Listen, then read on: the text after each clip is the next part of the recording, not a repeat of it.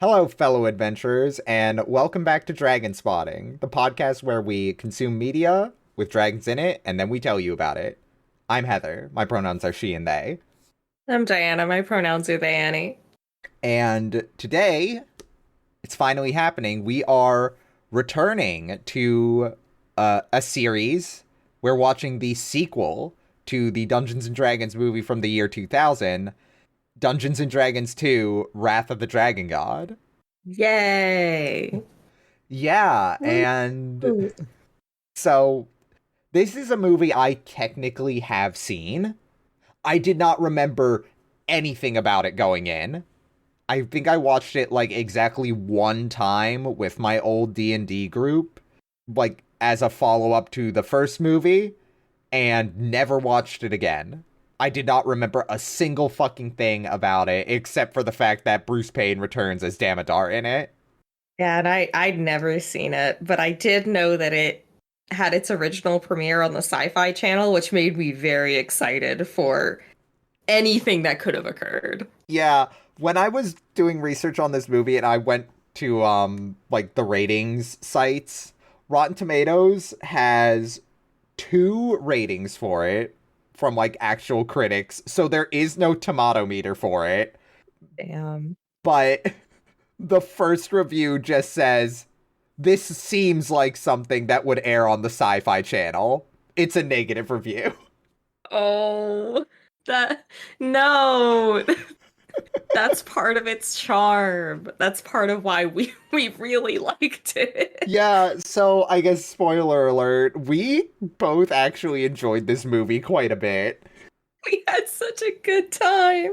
We had a lot of fun with it, and God, yeah.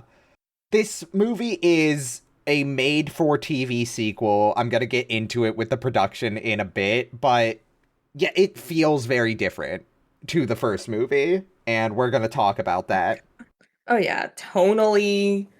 Like I think that's the big thing, even more so because the first movie does look kind of cheap, but also in that way where it feels like it's a cheap movie that was made to be played in theaters.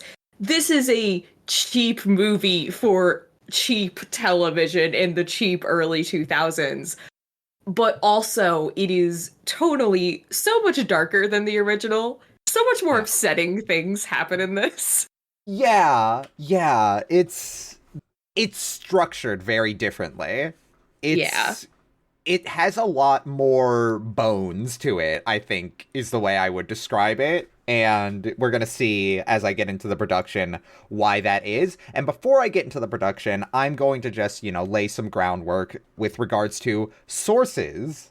Because, hey, this is a made for TV sequel at a significantly lower budget. And as loath as I am to say this, nobody gave a shit about this movie, like when it came No. out. No. Like, compared to the first one, there is so little like information readily available on the actual production and behind the scenes stuff compared to Dungeons and Dragons 2000, which had like just on Wikipedia like 20 paragraphs of stuff and 100 sources that you could comb through.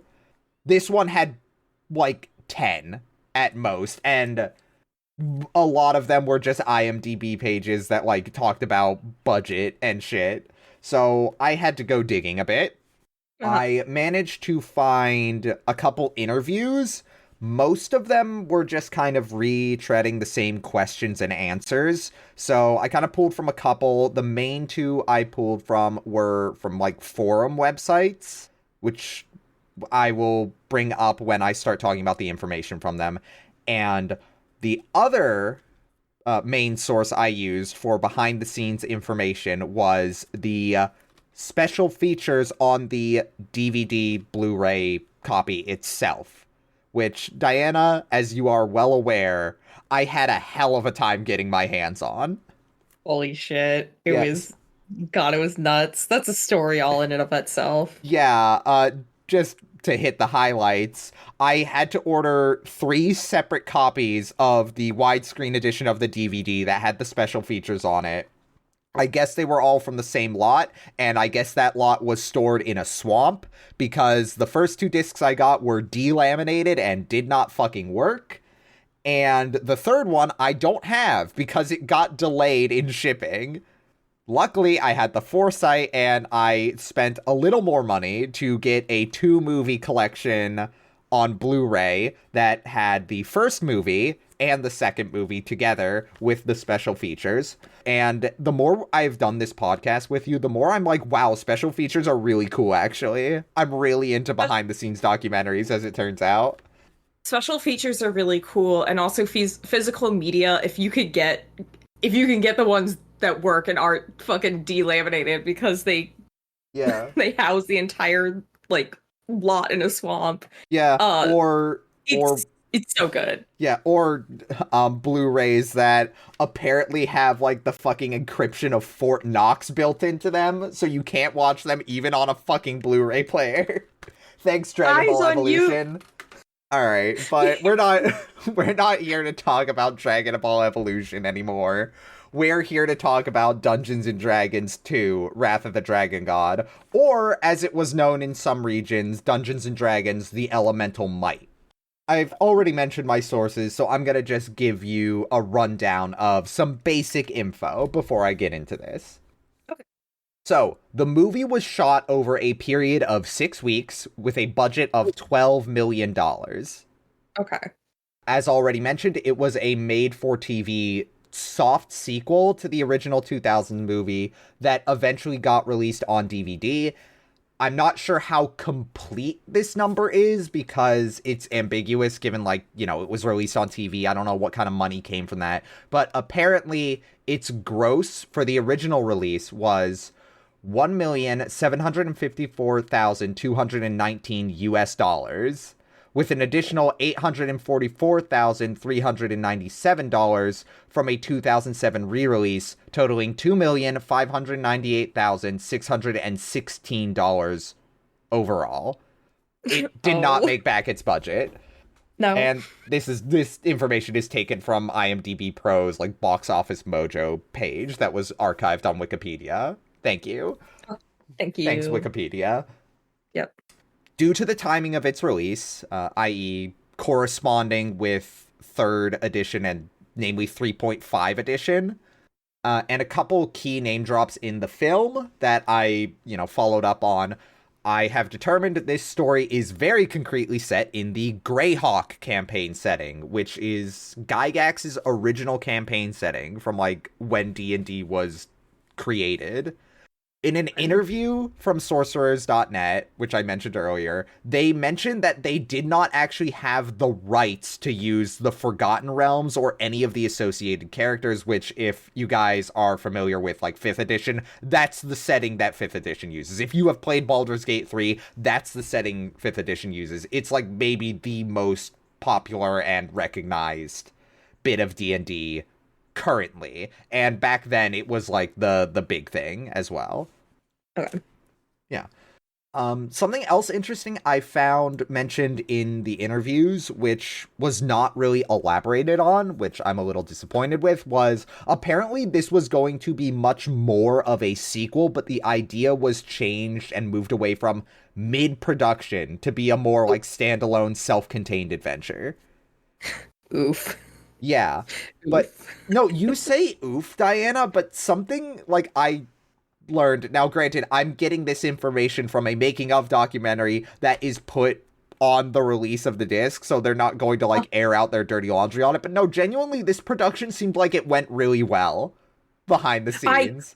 I don't know, something about watching this movie, I was like, there's no way something terrible happened behind the scenes, because this movie is like normal. This movie is normal, but it's interesting. It's not like I don't have anything to talk about here. Oh, so, no, there's stuff both plot-wise and also from talking to you behind the scenes-wise, for sure. Yeah.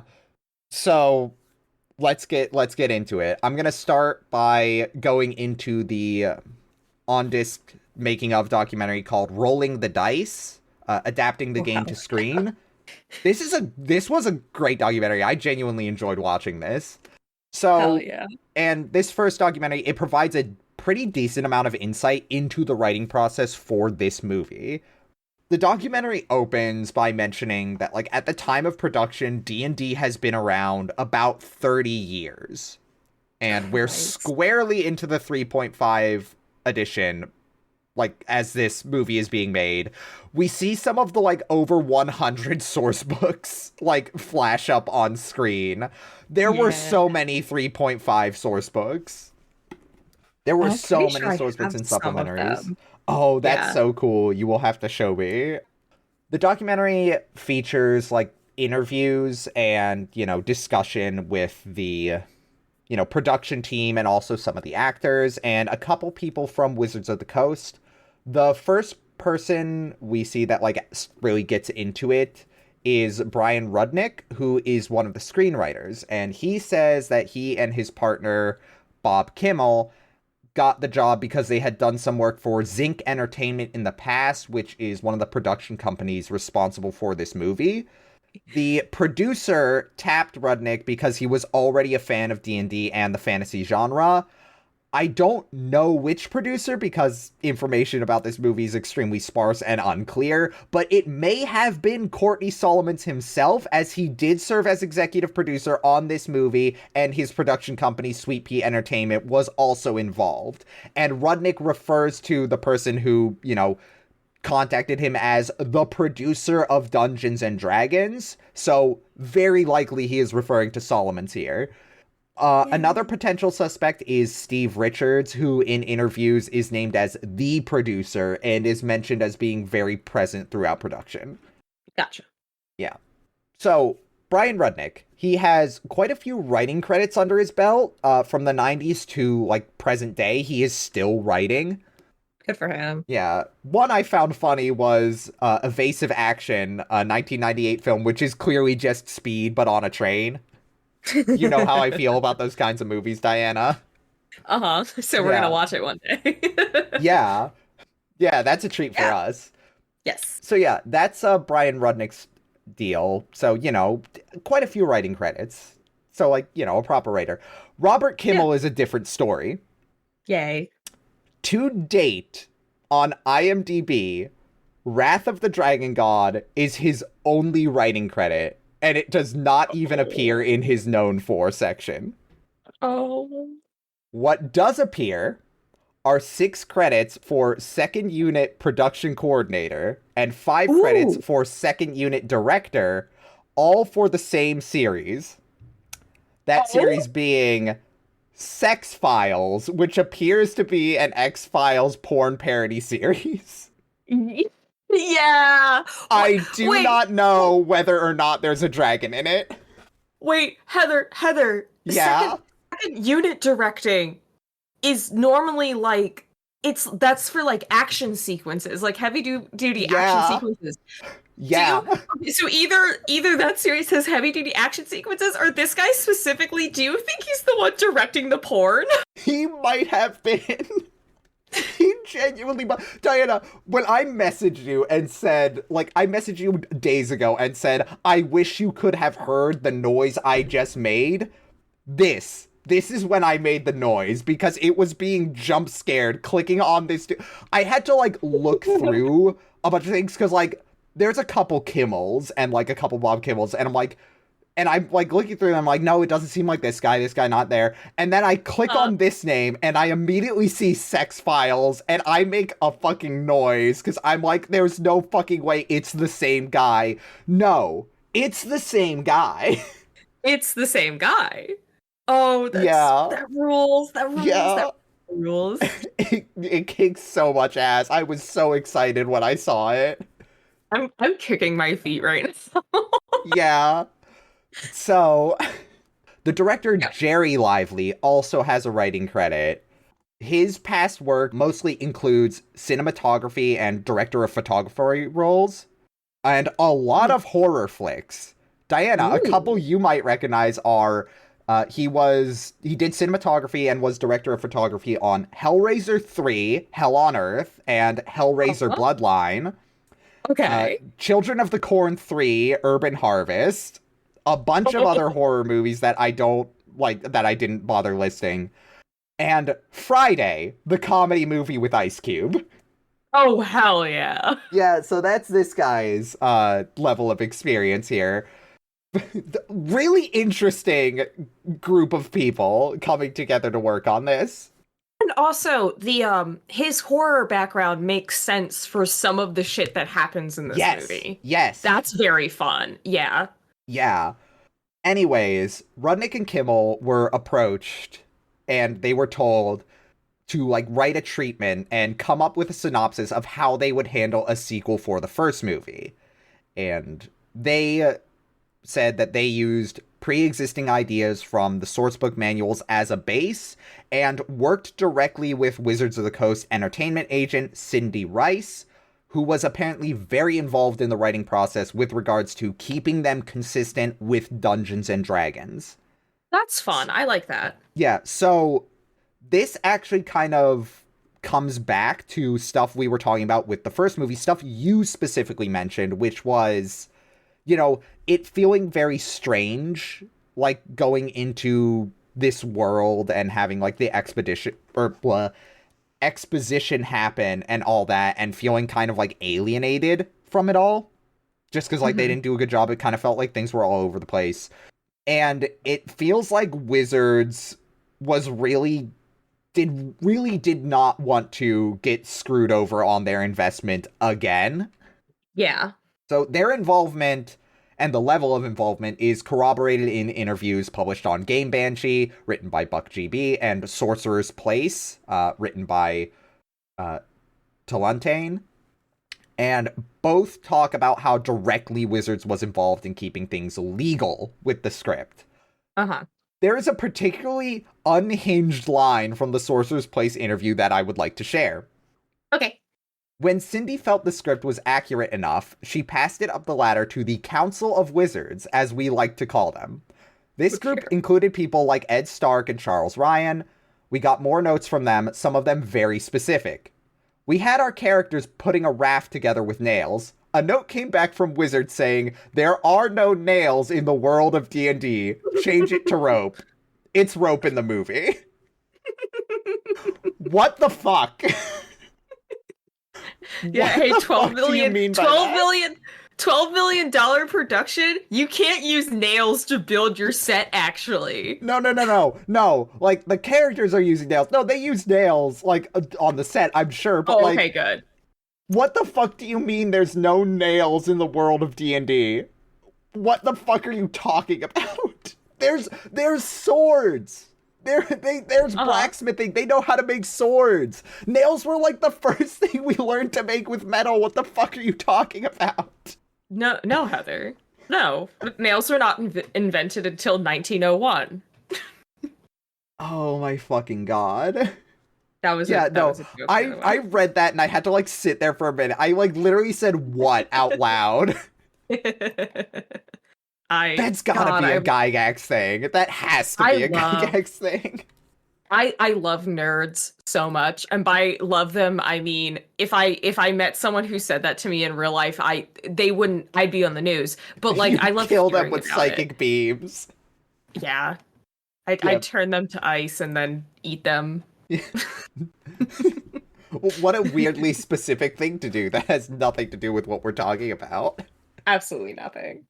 Yeah, but nevertheless, despite the insanity of that statement, and I'm sure other statements they got, they appreciated Wizards as a resource and were grateful for their input despite the micromanaging. Another quote from the interview is, while in production, they were available as a resource when it came to things like wardrobe, weapons, creature behavior, things relating to game consistency. And during post-production, the creative team from Wizards gave comprehensive comments on each cut and helped conceive the numerous special features on the DVD. They were great. Working with the people from Wizards was one of the most enjoyable parts of the whole experience. And that is from the Game Banshee interview. Yay! They also mentioned that Wizards discouraged a chainmail bikini take that was originally slated for the character of Lux the Barbarian. Thank you. Yeah. Yes. The quote being, "I think the note we got back from Wizards was on top of the page in bold saying something like, 'Lose the chainmail bikini.' So we did." Uh-huh. That's from the Sorcerer's Place interview. And And that's in the right decision. yeah, in both interviews, I found this a little interesting. They were asked why no theatrical release. And in both interviews, they very curtly reply, "We have nothing to do with that as writers," and do not elaborate. Like, it is just a one-line thing. So, I don't know. Hell yeah. Yeah. Lastly, this will upset you. It's Okay. Wizards of the Coast's fault that Damodar no longer has blue lipstick. That was apparently one of the first notes they got. God. What the fuck? How could they do this to Stunting the him? lipstick. Yeah, that's also from Sorcerer's Place. Although it does stand to reason, Heather, because there isn't really another like bald white guy character in this who occupies the same That's role as Damodar. true. So That's like true. they don't need the blue lipstick to distinguish him from his boyfriend anymore. Yeah, I suppose not. God.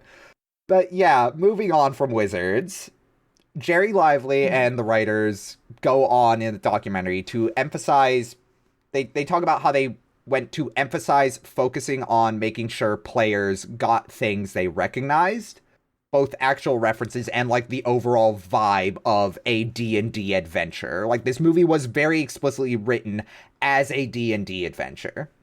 Yeah. They describe I felt that. Yeah. yeah, they Sorry. describe a push and pull with making sure general audiences were clued in and could still follow and enjoy the film and writing. And a lot of care and thought was taken in how to insert exposition or explanation within organic context so the people familiar would not get bored. Yeah. One, I think this movie was far more successful at that than the first movie, yeah, actually. I super agree. At one point, like one scene in particular they point out is like when the character Oberon has a line where he says like Magmans have a moderate intelligence at best, and then they cut to the stat block of that creature in D&D and like highlight the 8 intelligence it has, which you know, that's fun. That's very fun. Yeah. And yeah, also just like to mention here, there are actually a lot more like recognizable and iconic D&D like creatures and magical items and shit this time around. Like there is more stuff lifted straight from the pages in this movie compared to the first one.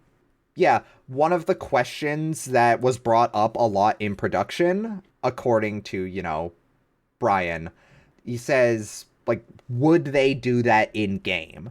Like Brian and Lively were like both like saying, would they do this in game? This was like kind of the guiding ethos they had. Okay. Suggestions to the actors were made like directly from the player's manual at times. We get shots of the actors reading the source books on set, which Oh, yeah. I think is a really interesting dynamic because I don't think, like, as far as I could tell in the documentary, none of these actors had played D&D before.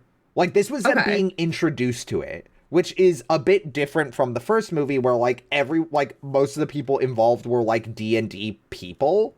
Like, even the actors were, like, familiar with D&D, but no, they were, like, looking at this as, like, just, like, oh, this is, like, this is just material for me to learn about the world and the role I'm playing in it. Which is Yeah. interesting. Yeah. It's I've done a bit of acting in my time, and there is something to be said about like being gifted information about the world that you're inhabiting. Yeah. And like because if you're going to take it seriously, whether, you know, like you're doing actual big productions or if you were just like me doing like school and community theater, having that motivation and being able to take things seriously is a gift if you're someone who wants to do well and embody a role. Yeah. Yeah, and that is, like, everywhere in this production. Like, we're gonna talk about that. Yay. So, honestly, the more I learned about this production, the more, like, I got a bit emotional. Like, Uh-huh. a lot of care was taken. A lot of care was taken with this. I and you can feel like You can this feel it. movie. Yeah, this movie is again, it's $12 million. It's made for TV, and you can feel that at every step of the way. This movie's a lot of fun, and like everybody, like the acting is really good, like for what you're getting Yeah. out of this, I would say. There's clearly the sets look really good for what they are. The action is shockingly well Yeah, the done. action's really Like, good. We're gonna talk about that yeah, too. yeah. No, I honestly, this is one of my favorite movies that we've covered thus far. I Yeah, liked this a lot. yeah. So, on the topic of getting stuff, lifting stuff from the pages, Rudnick mentions in this documentary that, like, each character got one of his favorite magic items from the game. That's so Yeah, fun. it's so fun. Ormeline has a staff of lightning.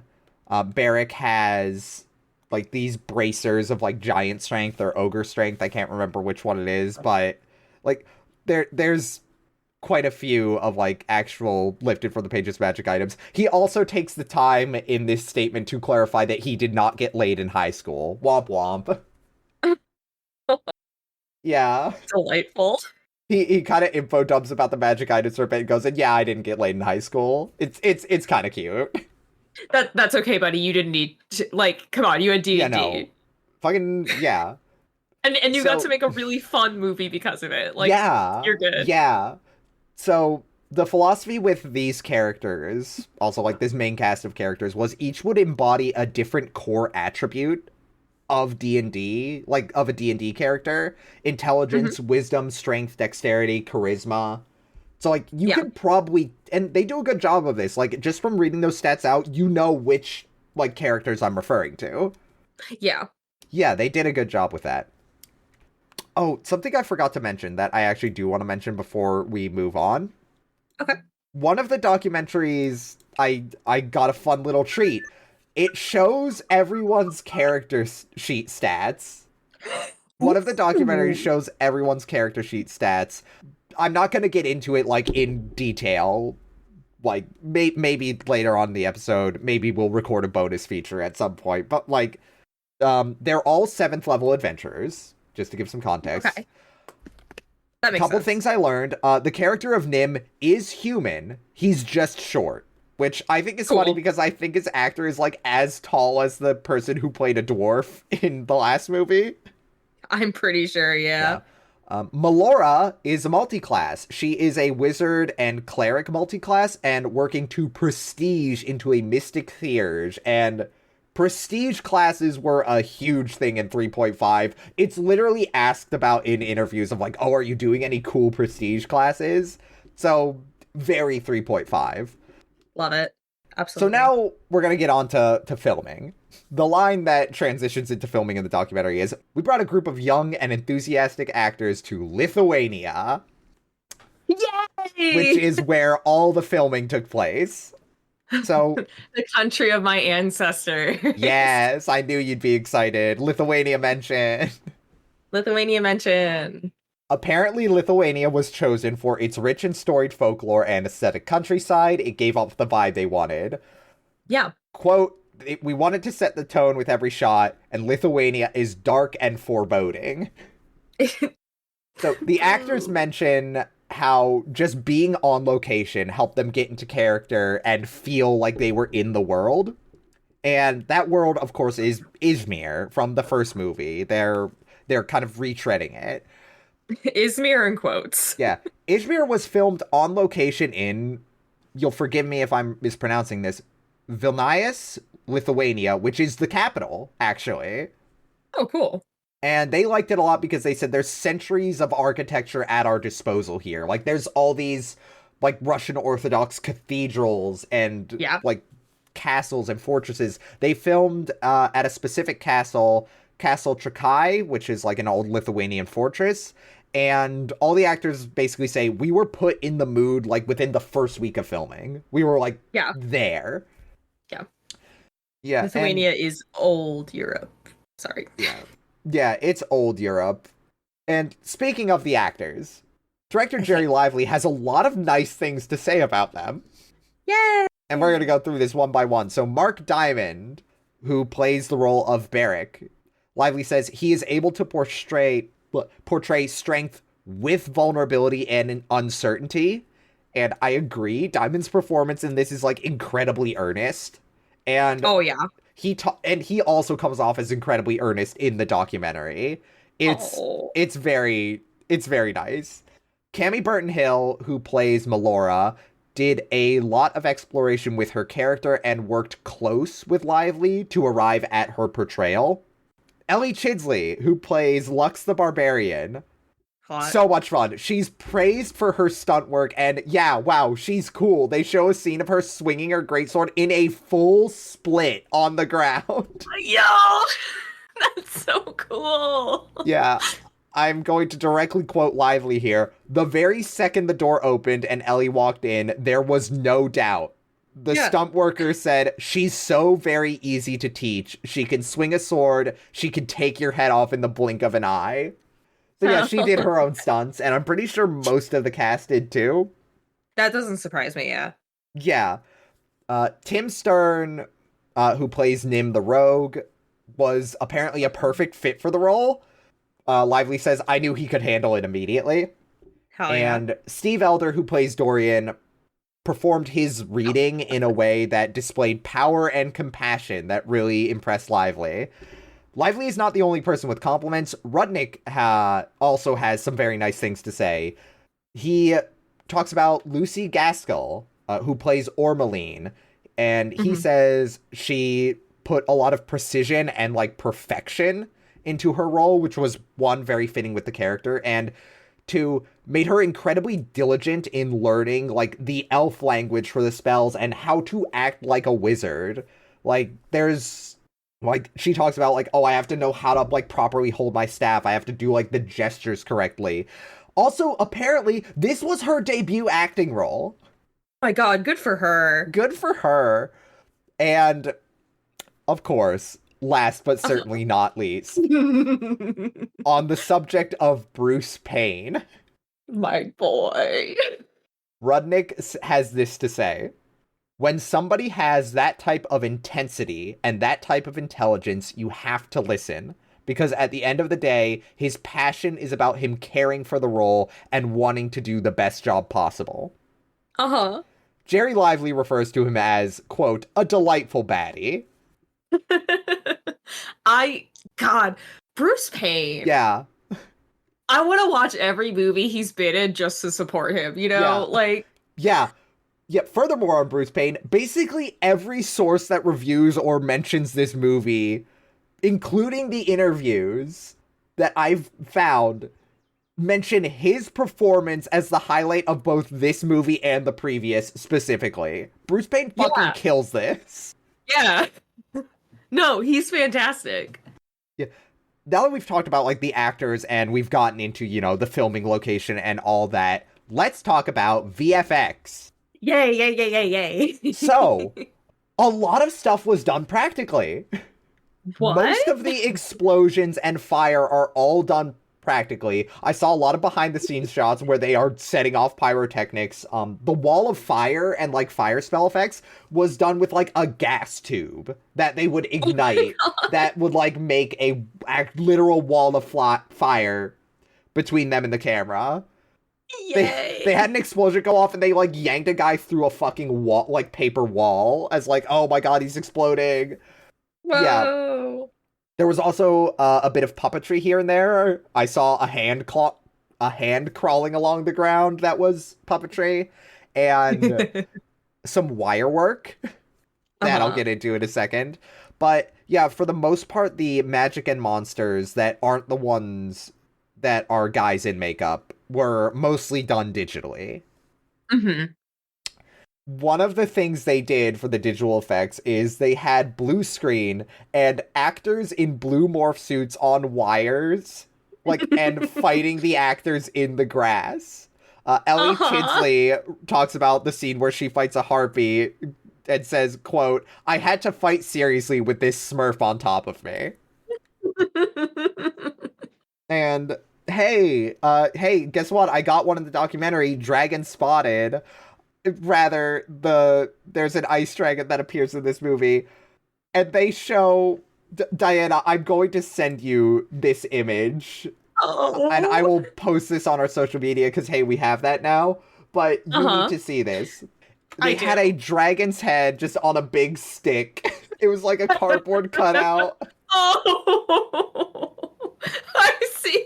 And I'm also seeing the captions of "We had a cardboard cutout of a dragon's head on a stick." Yeah, that caption is from Lucy Gaskell, who describes it as being, quote, quite funny. Yeah, I love movie magic. yeah, and I agree with how funny it is because there is a bit where they show a dude standing in for the dragon. There's like the guy holding the pole, and there's another dude throwing. There's another dude, not goon, sorry. There's another. There's another dude standing under the dragon head, throwing dirt at the actors and just yelling, "Dragon," which made me laugh really fucking hard. I am also sorry. I'm still looking at this image. The guy holding it looks upset. It's it's great. This is all very funny, but it is Uh-huh. immediately followed up by something I really, really want to talk about, actually. Okay. So, I mentioned this to you before we started recording, Diana, but to give a bit more context, I was watching this like kind of late at night because we've not had a lot of time to actually do the research and recording on this due to circumstances I have already mentioned and Yep. some that I haven't. But this production, like this documentary, made me like emotional to the point where I almost cried. And this particular part is what like really did it for me. Because I Okay. remember before going into this, when I was doing research, before I had the disc on hand, I was jumping around forums and stuff, and I was seeing a lot of like. But one thing I remember, I don't remember the name of this forum, but there was like a Star Wars forum where they were talking about this movie, and like a forum, like they were like, "Oh, this looks like shit. This looks like it's gonna suck like the first movie," and there's a lot of like cynicism and all that. So we get a cut of Diamond, who plays Barrick, saying, quote, "We came to a decision that we would approach every scene in as real a fashion as we possibly can. When it comes down to it, it's a story about real people with real emotions, real wants, real needs, real drives, real fears, and real doubts." Rudnick and the actors then go on to talk about the enthusiasm and care of Jerry Lively, who they say was there every step of the process, talking to them, working directly with them, and like you can see how excited he is and how excited everyone is. Rudnick also says, quote, "There's a temptation with these types of movies to get lazy because people are going to be watching for the spectacle, effects, etc. And Jerry never did, and that spread to the actors. And this is where I genuinely start to tear up.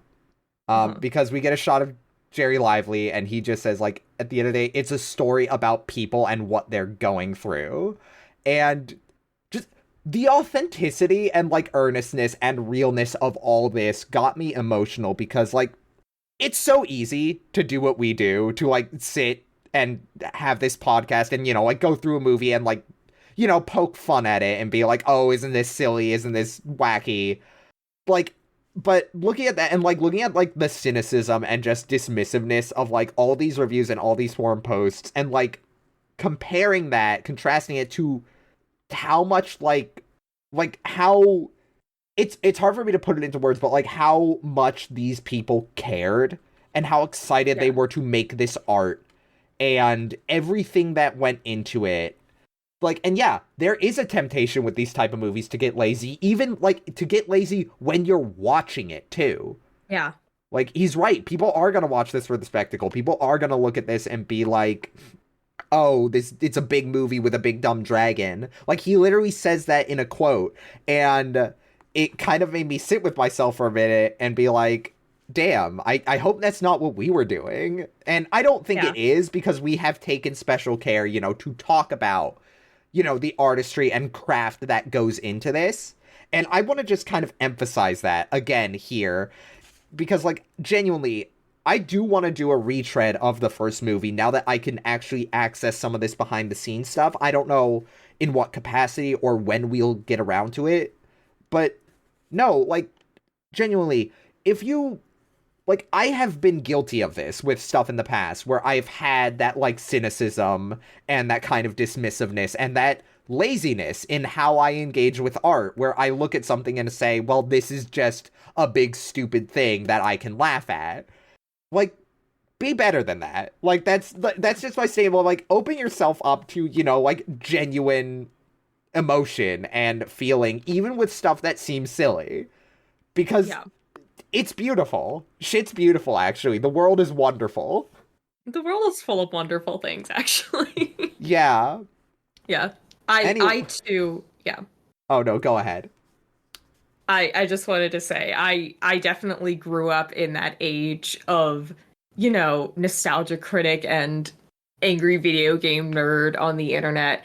And I still think that there's value in content like that for sure. Oh, for For sure. one thing, if nothing else, that content was what started like media criticism on the internet, you know? Yeah, for better And or worse. it is there are so many intelligent people who now exist and care in those spaces because of pioneers like these a couple of assholes who just wanted to scream about movies for babies. And that's fine. Like, you're allowed to do that also, I should say. But it definitely I take pride in the fact that I have matured over the years and for the most part approach everything with the lens of this is someone's baby.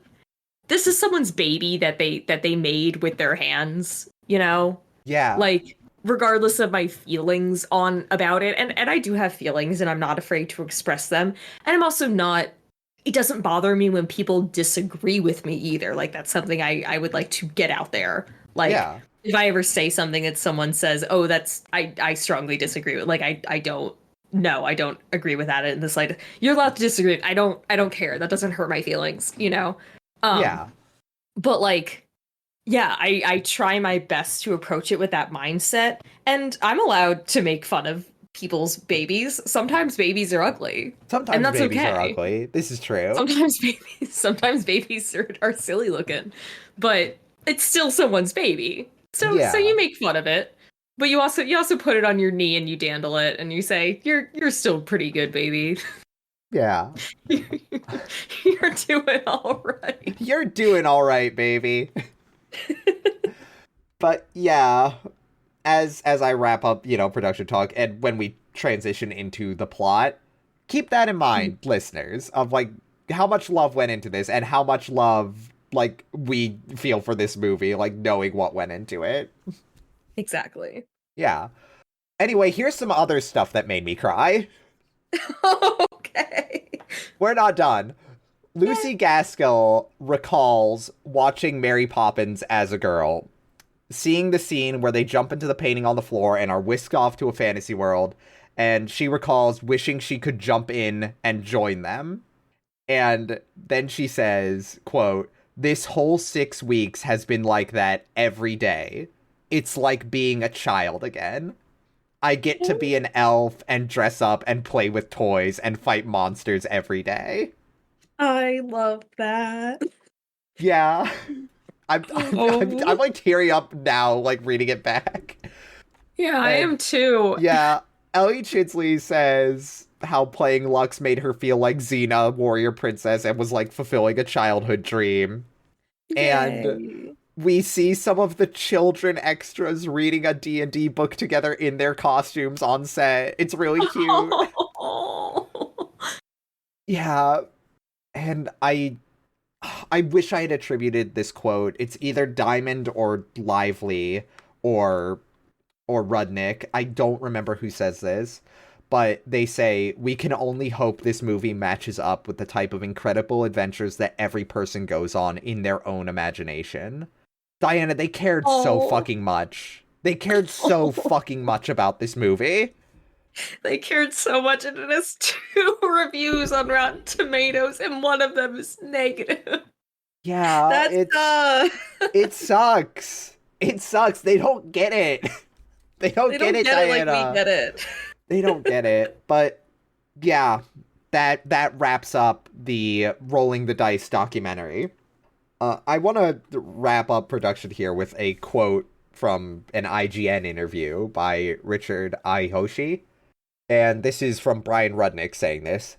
Last Okay. summer, I went to Gen Con in Indianapolis to screen a teaser for the movie. While there, I sat in on the championship round for the D&D Open. I spent most of the day with a group of guys from Minnesota. Every year they take this trip to Gen Con and try to win the tournament. These guys blew me away with their knowledge of the game. I think they cracked open a manual just once, and that was to point out a wrong call by the DM from Wizards of the Coast.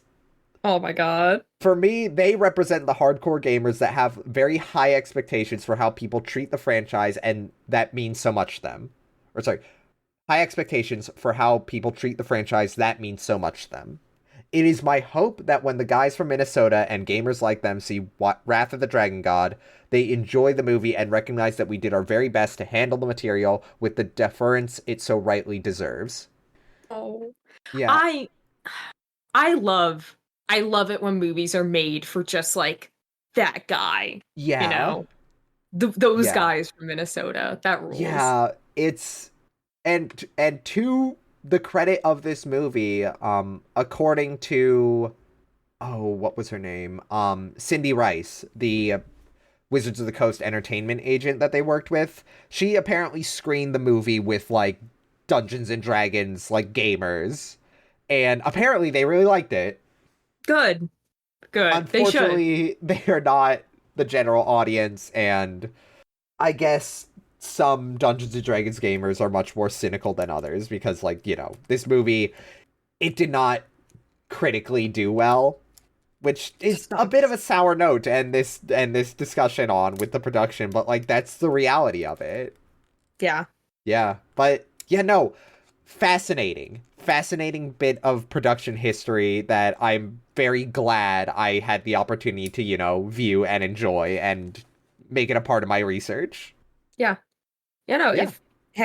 if you listen to this podcast and you're interested in the behind the scenes stuff that we talk about, start getting your hands on more physical copies of Yeah. things.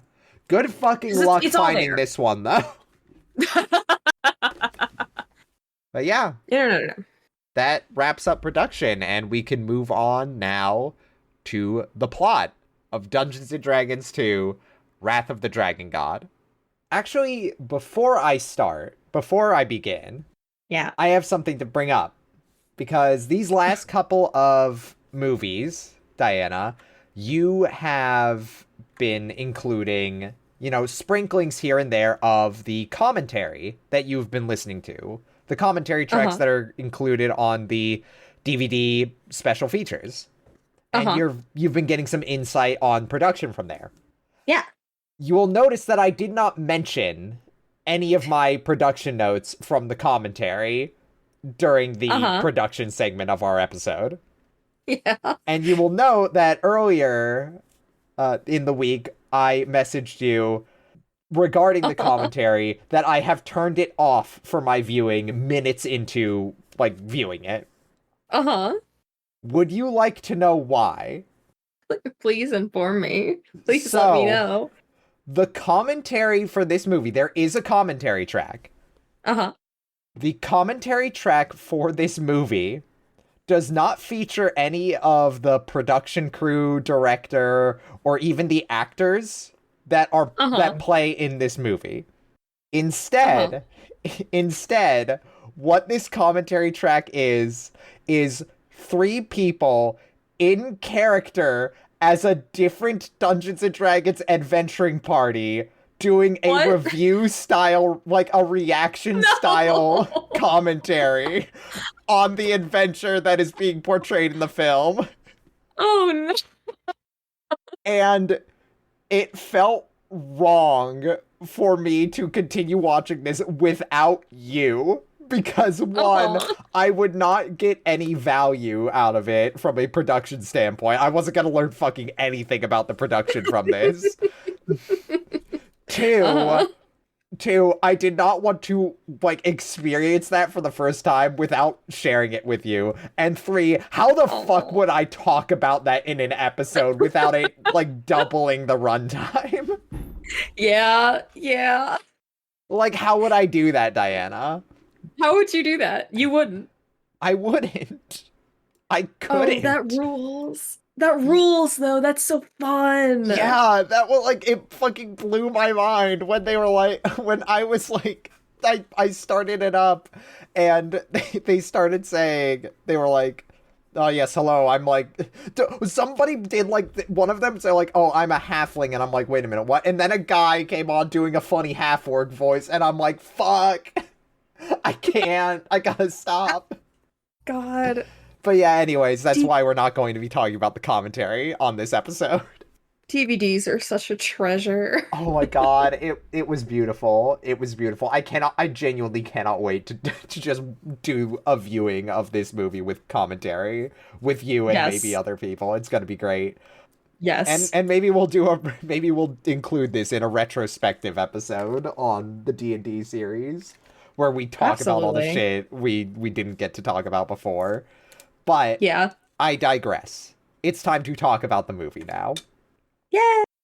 So, this movie starts with what else? What else would a movie like this start with? What else would the Star Wars of fantasy begin with other than opening narration? Opening narration. Uh, with depending on what version of the movie you watch, either the correct or the wrong title at the front of it. They're alternate titles. Who are we to say one is right or not? It was just really funny watching this movie for the first time, of both of us realizing, oh, Yeah. it's one of those movies where it's got multiple titles. Yeah, but What the an movie illustrious honor. opens with a kind of like really interesting quasi-animated storybook sequence. Yeah. It's like styled after illuminated manuscript, but also there's D&D stat blocks here and there that you can see if you're observant. Yep. And fire spreads across the pages as we get narration by who else?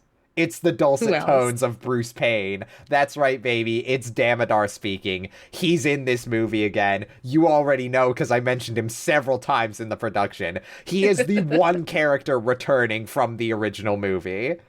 The only one. The only character. Yes. Damodar goes on to say, long ago, an evil artifact was created, an item so mighty that in my hands it would unleash a nightmare onto the land. And we see, you know, an ominous black cloaked figure with a funny little magma guy leading him. Yeah. Walking through the forest. We also see some lizard men in cloaks. You can tell they're lizard men because they've got like funny floppy alligator tails hanging out their butts. Yep. Yeah. There's a very cool moment where you can see exactly where the budget did not go for this movie, because we see a cool like kraken in the Yeah. animation sequence. They're crossing the seas. They're looking over cliffs and landscapes. The kraken takes down a boat, and then we're finally in back in like in a realistic animation because we get a little bit more. Damodar parts the ocean like he's Moses Realistic. parting the Red Seas. Realistic is a word. It You get what I mean. It's no longer the Yeah. cool like illuminated manuscript Yeah. animation. For It's the CG. Yeah, it's CG. For like for the rest of the narration, we get some more background information on the narrator, who we know as Damodar, but right now it's a mystery. Who is this? Who is this? For 30 centuries, this evil artifact has been hidden, but the narrator has been looking for it through countless foul pits. That's a direct quote. For 100 years, and now he almost has it. The magma dude melts, Kraken in the river happens, and the narrator's really building up to this. He's like, retribution is at hand. Nothing can keep me from it. The specter of death does not daunt me, for I am already dead. We get a shot of an orb And then a bald beef jerky man walks up through the shadows and says, "Giving birth to this nightmare is my most coveted dream. I will see them all burn." And god, Damodar is such an iconic fucking villain. I love watching him. He grabs the orb and his humanity is restored. Where the fuck are his blue lips? They're They gone. took it from him and us. And us. But he got And cool armor on, so yeah, that almost makes up he for it. looks great otherwise. He looks Honestly, he fantastic. looks fucking fantastic. Yeah, we love you, Yeah, Damodar. and he says at last, he says this out loud to us, the audience, I presume. At last, I am free of this undead curse. The orb of Falazur is mine. What chance does Izmer have against me now? And then we crossfade to wait a minute. That's Izmer. That's Izmer. That's Damn, Ishmael? damn. They fell Damn, on what some hard happened? times. Yeah, apparently, apparently, what was it? Equality? The general equality You edict, can't say was that, really bad for the Hannah. economy. You Huh? cannot imply that Ishmir went woke and got broke. You can't Yeah, do well, that. that's exactly what happened. No. Now we went from the Bone Church to Lithuania. Yeah. But granted, the Oh, scenery is Lithuania actually looks very great. nice. It looks great. No, No, it looks great. It's just it's very different from the Ishmir yeah. that we once knew. Yeah, the sets in the first movie compared to this one are like so much more like spectacular. Not in like the oh they're better sense, but spectacular as in they are more of a spectacle to look at. Yeah, it definitely works in terms of setting the tone for this movie, which, as we discussed, is quite different and is Yeah. far darker than that one. Yeah. The first movie is very much like fun adventure story for teens with stakes because we do have a death, Yeah. although it's kind of implied that It's they're really gonna brutal. fix it. Yeah, well, Yeah, it's it's implied, but that doesn't happen in this sequel, so I guess Snails has stayed dead this whole time. Snails died in oatmeal. Yeah, Snails Ripperoni died on the bud. way to his home planet. Sorry. But yeah, this movie is just far darker, and we'll talk about those moments when we get there.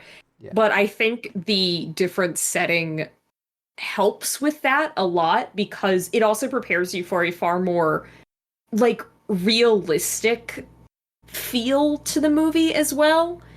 Obviously, it's still a fantasy setting and they're still going Yeah. on fantasy adventure, but there is a realism to this movie that was absent in the first one, I think. It definitely feels like it is reflecting the shifting, like, ethos of Dungeons and Dragons. Yeah. We see a guy staring out his window watching a sword sparring match, and a character who is referred to in the credits and the subtitles as Dandy is telling him that Halifax is threatening not to approve a new sewer system if he cuts off the supply of wheat. Yeah. And as Yeah. we know, we need those sewers so we can go down the slip and slide. Yeah, we need those sewers so fucking bad. Where else are they gonna film the action sequences? But it doesn't matter because this guy looking out the window, his ass is not listening. No. He's dreaming of adventure. He's Yeah. dreaming of quests. Yeah. And we get a hint of why that might be because after kind of complaining to this guy like, "Oh, to be a lord, to be a magistrate," Yeah. basically, he goes He outside. hates legislating. That's like He the crux hates of his it. character. He fucking hates it. He wants to do sword stuff. This is Sir Barrick, by the way. This is Sir Barrick, and he goes outside to talk to the soldiers who are doing little sword fights out there, and approaches one guy whose name is Valor, I think. And Valerius, and he's like Valerius. chastising him for not following his lessons because hey, Barrick used to be captain of the Kingsguard and taught this guy everything he knows, but now he is the royal tax advisor. Yeah, but he is going to engage Valerius in a duel, and Yeah. we get our first taste of the difference in quality of the sword fighting and action cinematography in Yeah. this movie, So which is pretty decent. Yeah, the sword fighting is really fucking cool, actually. Like, we kind of sat up straight immediately when it started because we were like, oh, wait, actually, yo, shit, this actually is kind of cool. They're actually doing Hmm. cool shit with this. Yeah. I wrote in my notes here, though, zoom the fuck out, please. Because, Yeah, no, God, they are really tight on that action. yeah, it's one of those things where like you're for 2 seconds you're like, oh, this is so cool, and then you realize you can't really see anything that's going on. But it has occasionally an improvement still, I think, from Yeah. the last movie where Yeah. it was also not great. But Yeah. he ends up Barrick ends up beating Yeah. Valerius. He He does like a does. cool Yeah. flip. He's, like, grappling and doing flips. It's, like, it's cool. This shit's cool. Yeah. He wins. He wins, and he kind of, Valerius is like, "Ha, you beat me." And then everyone walks off, and Valerius is like, "Hey, actually, I chopped the feather off the top of your helmet. If we had been doing this for real, I would have decapitated you. Like, I let you win that." Yeah. And but decided not to basically embarrass you in front of the Yeah, troops. and he somberly tells him, like, you are past your prime, and thanks him for his final lesson, which is to know when to sheathe your sword for good. Yeah. Like, it's like immediately an incredibly heavy like character motivation, and this is already so different from like the first movie where we're introduced to. This is kind of following a similar beat here, where we get the introduction to the villain and their plot first, and then we Yeah. get the protagonist. I think this protagonist's introduction, just from like a character standpoint, is much stronger than Oh the yeah. first one. I know what the fuck this dude's about, and I already can see like the plot of his arc like manifesting before me. It's also interesting because the first movie, all of the characters except for the what Fucking is it? The dwarf character. yeah, that guy. El Yeah, Elwood. that guy. Whatever his name is. Elwood. All the characters except for Elwood were these young, kind of up and coming, nerdy but still hot young characters. Whereas this is still a young guy. Like Barrick's probably in his 30s or 40s, but he's very clear, like as they say, like he's past his prime in quotes. And so Yeah. it's a more mature character with therefore a more mature outlook on the world, but also a plot that is possibly going to kind of push back on the idea of his needing to put down his sword. Yeah. This is not about a character growing up, it's more of a growing into, almost. Yeah. Yeah. From a like D&D perspective, it very much feels like playing a brand new character versus playing a character you have been with for a while. Like Yeah. if you look at it, it's like this, yeah, this character's got like lore. This character's been doing shit. Yeah. But now he's being brought out of the box. And speaking of shit that he's been doing, hey, You who's can't this use cool that lady? transition. You can't do that. This What do is you Barrick's mean? wife. Yeah. Yeah. Yeah, they fuck. They fuck. They love yeah, each other. They fucking love each other. We meet Barrick's wife. This is Melora. She's casting spells. Barrick comes in and fucks up her concentration. Yeah, but she's okay with it. Yeah, she's fine with it. They've got a really cute rapport, honestly. They do. Yeah. She's trying to repair gloves with divine magic from Obadhai, who is like the god of nature.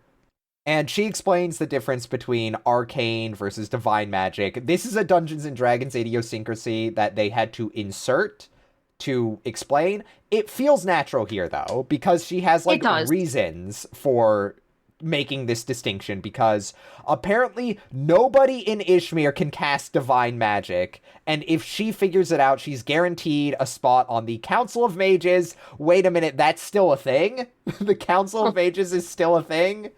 I thought we equality happened. Them. Maybe they went woke and then unwent woke, and that's when they got broke. Maybe that's what happened.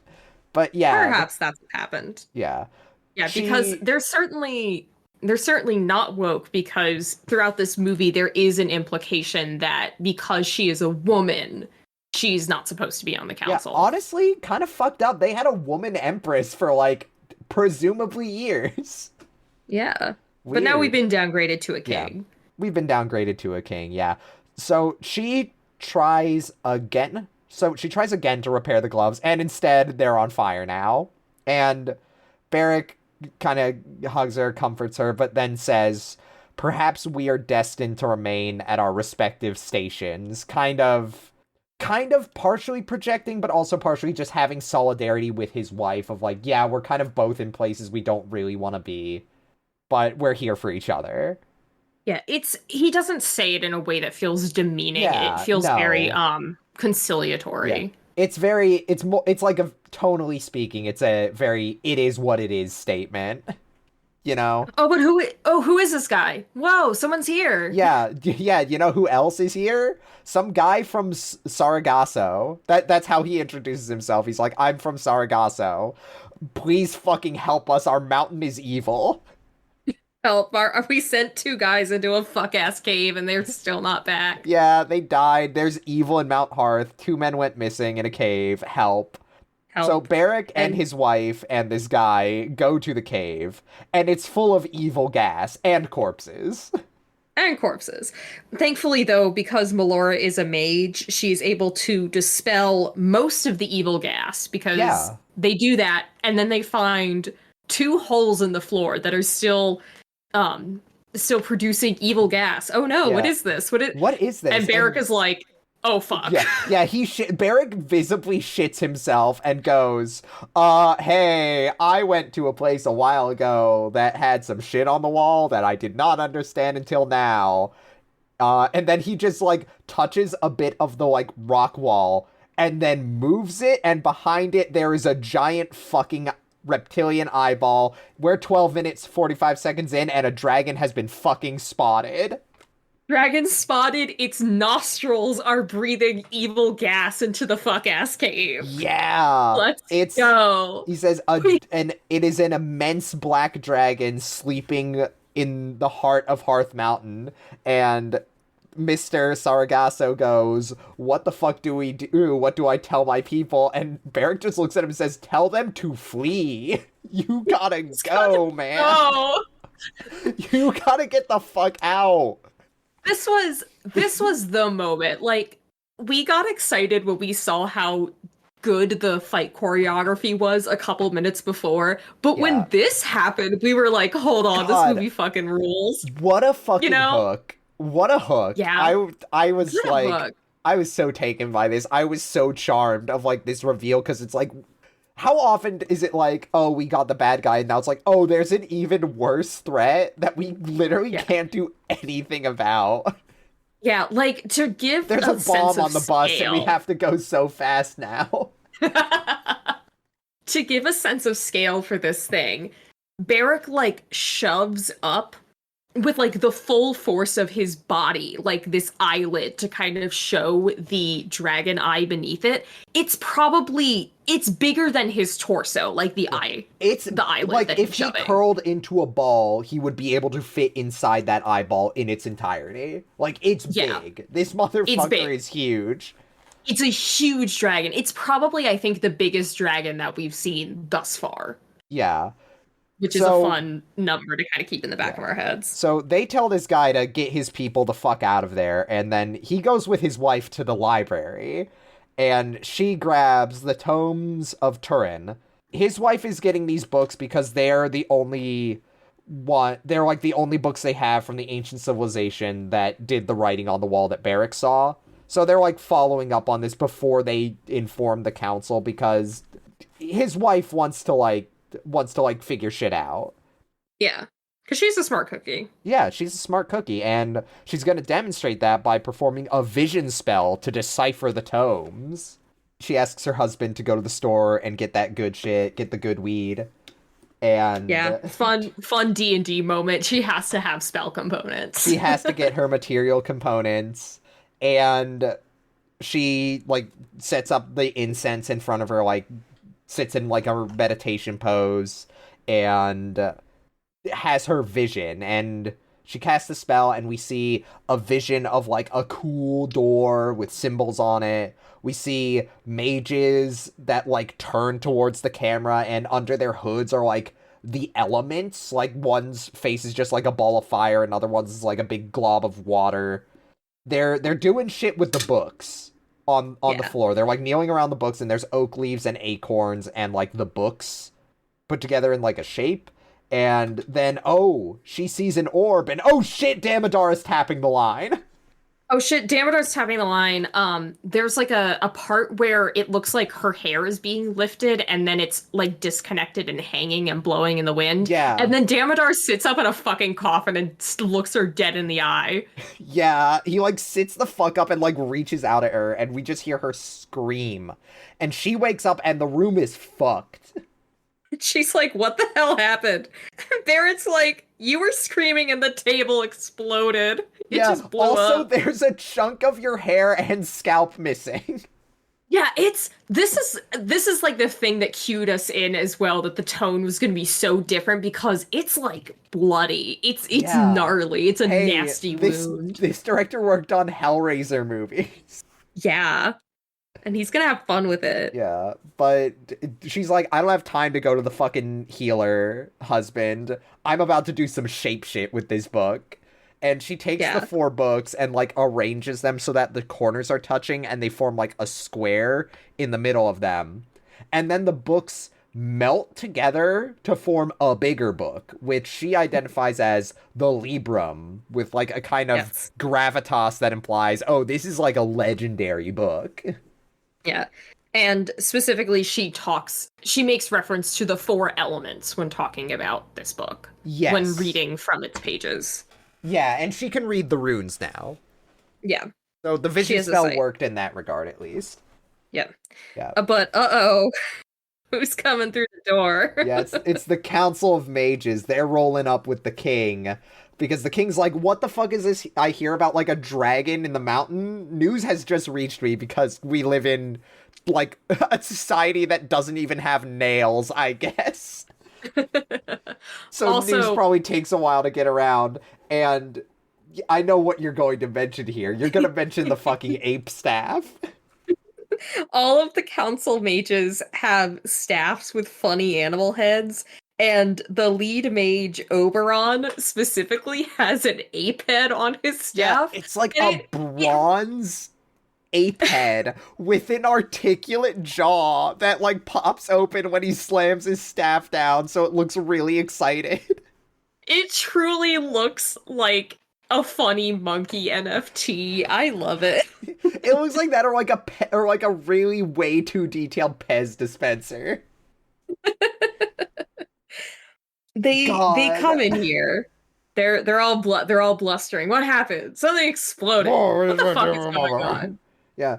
Oberon specifically like accuses Melora of in quotes fabricating drama in order to get a council position. Yeah, he accuses her of having a certified woman moment. Yeah. What are you, hysterical female? Yeah, and then Varric is immediately like, "No, I was there too. I saw it." And all the councilmen turn to him and go, "Oh, what did you discover?" And he goes like, "No, the fuck, no, what she discovered, dude." And Yeah. like he just goes, "No, oh, I didn't discover shit. This was all my wife. Yeah. Talk This to is my her." wife. My cool Fucking, wife. fucking based feminist moment from Barrick here, who thinks his wife Yeah, is he so loves cool. his wife. He loves his wife and thinks she's cool and it like respects that she knows things. Yeah, and she is, and she does, as she will exposit. She says, okay, Falazur is the dragon underneath Hearth Mountain. This is bad news because he is also the dragon god of decay and undeath. That's his name. That's his full title. Yeah, no. And also, this is a Greyhawk thing. This is a real character in the Greyhawk setting. There's a lot more, like, actual stuff lifted from D&D here, as I mentioned. The Turanian mages locked his power in an orb and put his ass to bed. But somebody has recently disturbed the orb, and that's probably why he's waking up. It's really interesting. She mentions that because she pulls out the Librum and is like, this is how I learned everything. They're like, holy shit, it's the Librum. Like, Yeah. where did you even find this? And she was like, it was like, it's the four tomes. They've been in the library. And no one has found them in, what was it, 30 centuries or something Nobody like that? bothered. 3,000 years Yeah. ago? Yeah. Nobody bothered to try a vision spell on it, or nobody was good enough to tap into the vision like Melora did. Women stay I winning. like I was about to say I like the implication that specifically because there's multiple shots in this movie where you see the council and it's just a bunch of old men and Yeah. it's like this implication that a woman who is used to looking at things that are overlooked was the one who found it. Yeah. Yeah. Good movie. Good Good movie. movie moment actually. Yeah, great movie. And she also says that the tome says that Falzier, without the orb keeping him in suspension, Falzier will free himself at the new moon. And we immediately cut to a shot of the full moon. So Yeah. we've got the countdown starts now. Yep. The council has taken possession of the tome and they're about to try and do a locate spell to find the orb, and Oberon is chanting shit. Noticeably, Melora is not allowed to be involved in this. She's forced to stand off to the side. She's not allowed, and also they're combining all of their powers in order to do this. Yeah, he touches his ape staff to the book, and oh no, his NFT wallet, it's being hijacked. All his apes are gone. My apes. Damodar's eating them. He touches it to think, and like he turns like fucking sepia. He's great. He goes grayscale. It's like eyes flash gold, and he like flies backwards and gets sent into a fucking like hell dimension. Like he gets sent to a psychic prison while Damodar like yells at him. He's like, I've blocked your paltry spell, and now I'm here to chew the scenery and serve cunt. Yeah. He fully explains what happens to him, which is that his old lord Profian Yeah, he name put a drops curse Profian. on him. Yeah, who is dead now. Profian cursed him to come back as a corpse creature if Damodar should fail Profion, which Damodar makes sure to state he did not. Yeah, Did he's not so fail indignant him. about this. He's so Yeah. indignant. He goes, and Which it I did cursed me to not. return. Yeah, which I did not. Which I did not. Like, But okay, dude, Profian- I've got no stake in this. I don't know who that is. But Profian did indeed die before he could remove the curse from Damodar, which means that for 100 years he was walking around as a corpse creature. However, he has found thine orb and will use it to get his revenge on. He says specifically to kill the descendants of those who wronged him. Who defeated him, I think he Who says. defeated him. Which Whatever. he might just be talking about like Izmir as a collective, or maybe what it this is like sounds a like. leftover from like the treatment where like these characters are meant to be like related to the characters from the first movie, but that like writing got changed around, and I guess they didn't feel it necessary to change that line. Yeah, because it still makes sense. Yeah. Yeah. We get a brief scene of him in his like little lair wherever he is. There's a half orc who looks like a racist caricature of a race that does not exist. I don't like this design, but I appreciate that they tried to do something different. Like credit to them for sure. Yeah. Damodar has a lock of blonde hair and talks about how like beautiful Melora is, or the woman that he took it from, presumably Melora. Like it's definitely her. It's definitely implied to be Melora. They're like cutting between them. He's ominously playing with it. And says that she won't be pretty much longer. Yeah. She's pretty, but not for long. Ooh. Yeah. We cut now back to the king talking to Barrick. The king wants to put together a team, a party, if you will, of adventurers. And a squad. Barrick, like, offers to lead it. Like, he suggests, like, oh, I will gladly lead this. And the king turns to him and responds in a really interesting way. Because he says, like, Barrick, there's, like, no one else I would ask but you to lead it. I think, like, the fate of Izmir rests squarely in your hands. And Barrick has a really interesting reaction where he like almost looks surprised. Like, did he Yeah. expect the king to say no?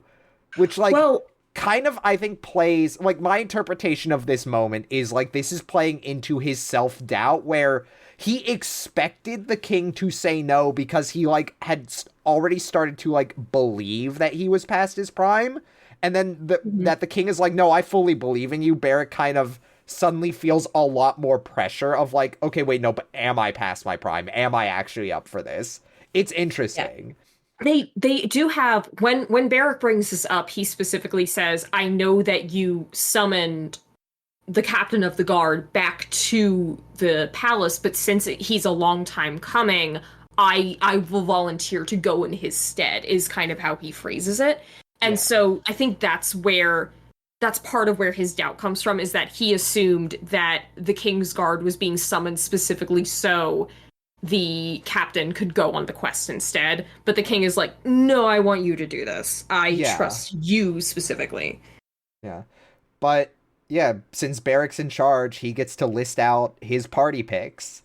Yay. First pick, we get Lux, who is, as we mentioned, a cool barbarian woman. There's a fun misdirect here where they start the shot on like a man as they're describing, oh, there is no like greater, more ferocious fighter. And someone spills a drink on this man's map and he stands up, and then we get the shot of actual character Lux, who then proceeds to hand him his entire ass and throw him through a table. And then she steals the map, which And then is she steals the map. beautiful. Women stay Yeah. winning. The fight choreography is so fun in this, and she is so great at fighting. Yeah. Yeah, Our next adventurer is Dorian, who is a wise cleric who also has some power and skills. yeah. The people come into the little church where he's praying to recruit him, and he slams his axe on the ground, which sends out like a Yeah. wave of force I energy that will. knocks them all down. I want to point out it is not an axe. It is a hammer because in Okay, 3.5 edition, clerics were not allowed to carry any weapons that were not blunted because, like, gotcha. in lore, they were not allowed to like draw blood. That was like Gotcha. the idea. It was a weird rule. It's interesting that they kept that. And also I want to mention two things. One, Dorian is a cleric of Obed High, which was who was mentioned already as the god of nature. And Barrick has worked with Dorian before because he Hmm. says he and I were part of the party that stormed the ghost tower of Inverness, which is also a real dungeon in the Greyhawk setting. It's like an actual adventure module you can get and play yourself, which I think is cute. That's Which cute. again plays into this vibe of like these are characters. These are like a bunch of players returning to the table to play characters that they've had for a while. It's so fun. There Yeah. is one more important thing that we must mention about Dorian, which is his whack ass haircut. Yeah, he's got that like Franciscan monk thing going on, but like But it kind of bald in the isn't. front. Bald in the front so you get to see his cool green racing stripes that go down his forehead to like his eyebrows.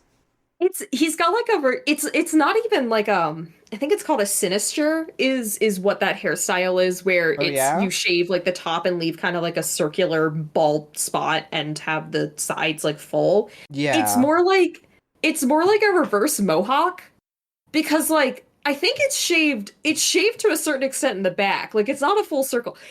It's wild. Every time I see him, I'm like, that doesn't look right, but go him. Yeah, it's a I funny haircut. love it. I love it, Yeah. Dorian. You know.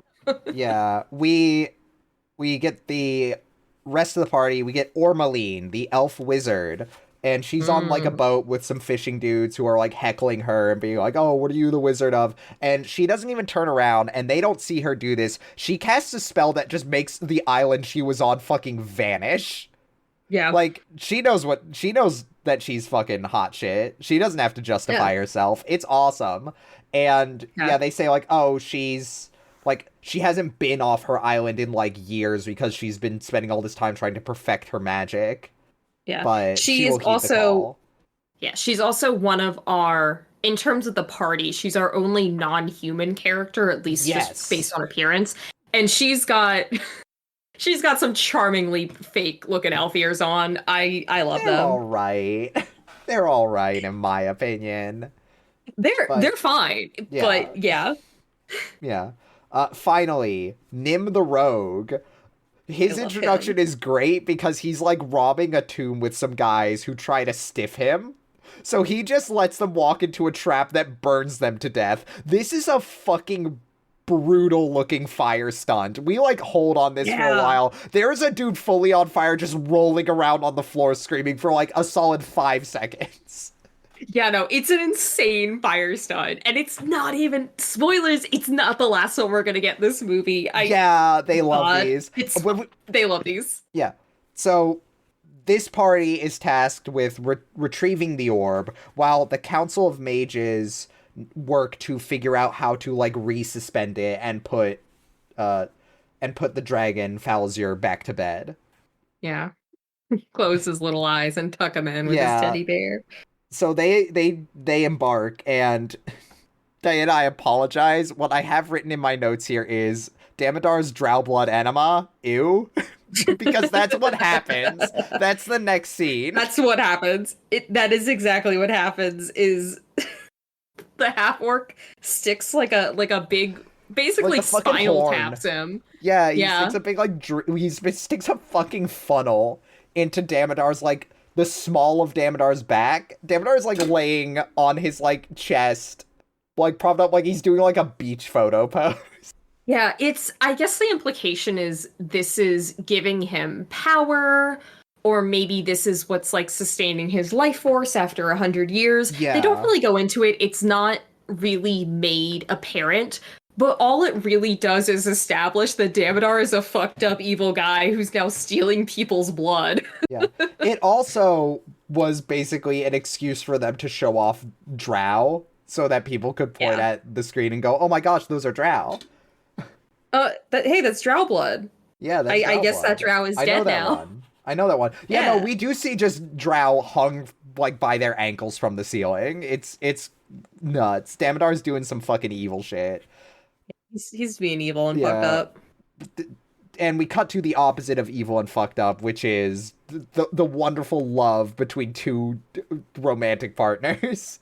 Melora Yeah. is having a tearful and fearful goodbye with Barrick.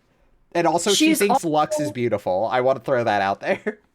it's funny. So for one thing, important to mention, she is one ill and Barrick is reluctant to leave her because of that. She assures him she's going to be fine, but she's like visibly so like she's Yeah. sweating, like that's what She's we saying see. that's like, oh, the like deciphering spell or the vision spell I cast like took a lot out of me. That's what she's been Yeah, saying, yeah. and that's what Barrick has like been repeating to the Council of Mages whenever they like are like, are you sure she's good?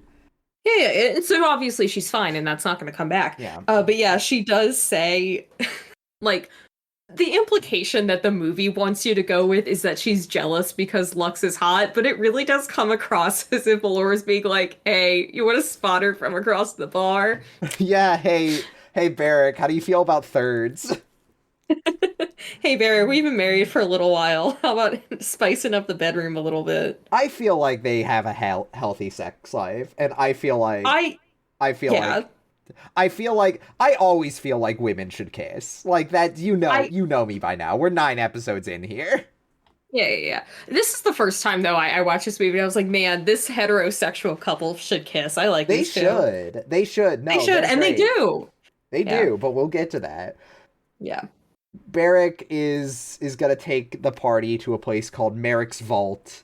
Merrick built a scrying pool that should break through Damodar's like defenses and keep him from tapping the line long enough for them to locate him and the orb.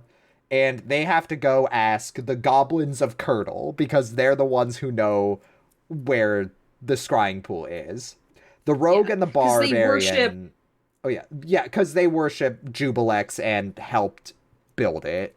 Is like Yeah, they bring that up later, but yeah, the rogue and the barbarian are already standoffish. Like Nim and Lux are like already threatening to literally stab each other. yeah. Well, 'Cause you- it comes about in a funny way because, as we mentioned before, Nim's actor is a little guy and Lux's actor is the tallest motherfucker here. and she offers to help him up onto his horse, and he's like, Don't "What the fucking touch fuck is me. wrong with you? He's like, Don't don't touch me." fucking touch me, bitch. And she threatens to stab her, and then she also threatens to stab him, and it's like, to be fair, Yeah. girl, you were in the wrong here.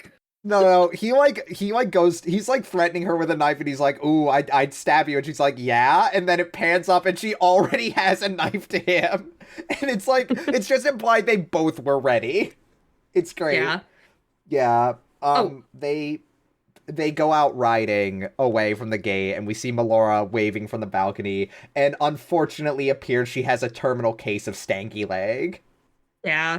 Her leg is rotting a little bit, and it's Yeah. normal and fine. This is also the point in my notes where I noted that the costumes in this movie, just in general, look very good, but also look very like sensible and practical and like they Yeah. would be used in this setting. It's The very one where grounded. the one where it gets a little bit iffy is the barbarian costume because Yes. despite the fact that Lux is not in a bikini, she is in like kind of a short little skirt. Yeah. It's cute, but it is the least sensible costume, I would say. But based on just how barbarians, both men and women, tend to be depicted, like it's a Nordic stereotype of you're a little Yeah. bit naked. It It's makes it's sense that I can meant let it slide. to invoke specifically like Conan the Barbarian, like that's what the Yeah. barbarian class like was modeled after. It was modeled after Gygax's interpretation of Conan the Barbarian, which I'm not gonna get into really because it's really fucking stupid. He's wrong about Conan the Barbarian. But anyways, this is not the place to talk about that. Yeah, I just wanted to bring it up here because I want to give due credit to the Yeah. costuming department of his. I No, for sure. these If I saw these people at the Ren Fair, I would be like super impressed in that way of Yeah. that's not like the most like fancy costume that I see here or the most elaborate, but it looks the most lived in. Yeah, Like like that's the vibe of you these. gave a shit about it. You had like a character in mind when you made that costume for yourself. Yeah. It's one of They just look those. good. They've embarked and now we get them having snacks in a meadow. They're like eating apples and shit. Nim decides to bring up how Lux's brother went crazy and killed a bunch of people in an inn, and Barrick had to kill him to stop him from doing that. So already Nim is stirring the shit pot. He's like, how do we know she won't go crazy? And she demonstrates how good she is at not going crazy by throwing an entire fucking longsword over his head. Yeah, and being like, yeah, I that was a controlled throw, asshole. Yeah. And Imagine and what he happened when I was mad at you and aimed. Yeah, he kind of this kind of funnily enough goes over his head because he goes, if you try that again, I'll kill you. And it's like Uh-huh. she tried to miss, dude. But anyways, Barrick kind of like pulls her aside and goes to like justify himself to her. Like he's like, it was my duty as like a member of the Kingsguard, and she's kind of like, no, like, dude, you don't have to do that. I don't blame you. My brother literally went crazy and killed people. I am here to do my shit to like Yeah. help with keeping the world safe. You don't have to fucking worry about me. They specifically talk about duty where she was like, it was your duty to stop him because he was going berserk is the word that they continue to use.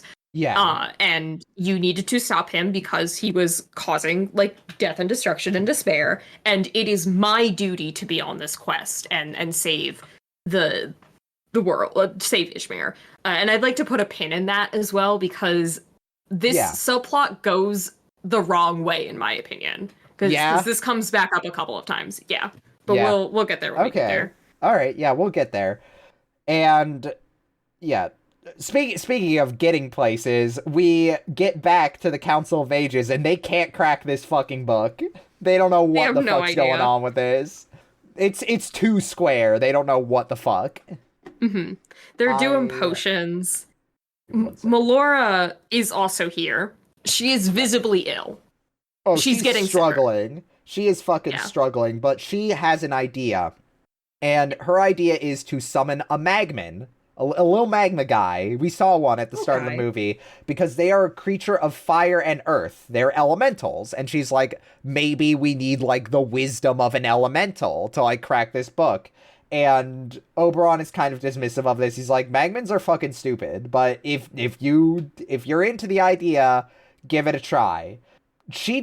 does. She summons it and then immediately passes out, and the Magman goes fucking crazy and just starts grabbing shit in the library, shouting burn and lighting it on fire. I It's I do want to point something out yeah, go ahead. about this moment that I think is interesting, which is that in in talking to her, Oberon, he ultimately says like, yeah, do your thing. Yeah. I leave it up to you. But the way that he is kind of phrasing things, because we've already established he does not think extremely highly of her, basically accused her of being a shit starter in order to get a membership on the council or whatever. Yeah.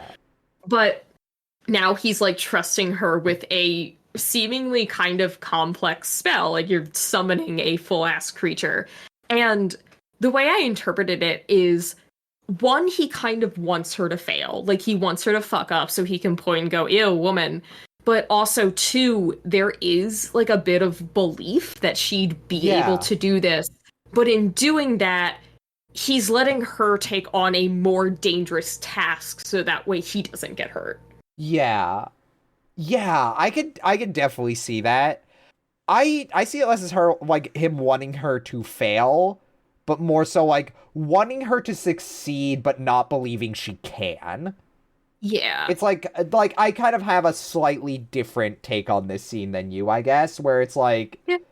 like when a kid is like, "Hey, watch, I'm gonna throw this basketball into the hoop all the way from over here," and you know their ass is not throwing that ball all the way from the 3-point line, but you're like, "Yeah, go ahead," and part of you really wants to see them do it, but most of you is certain they won't.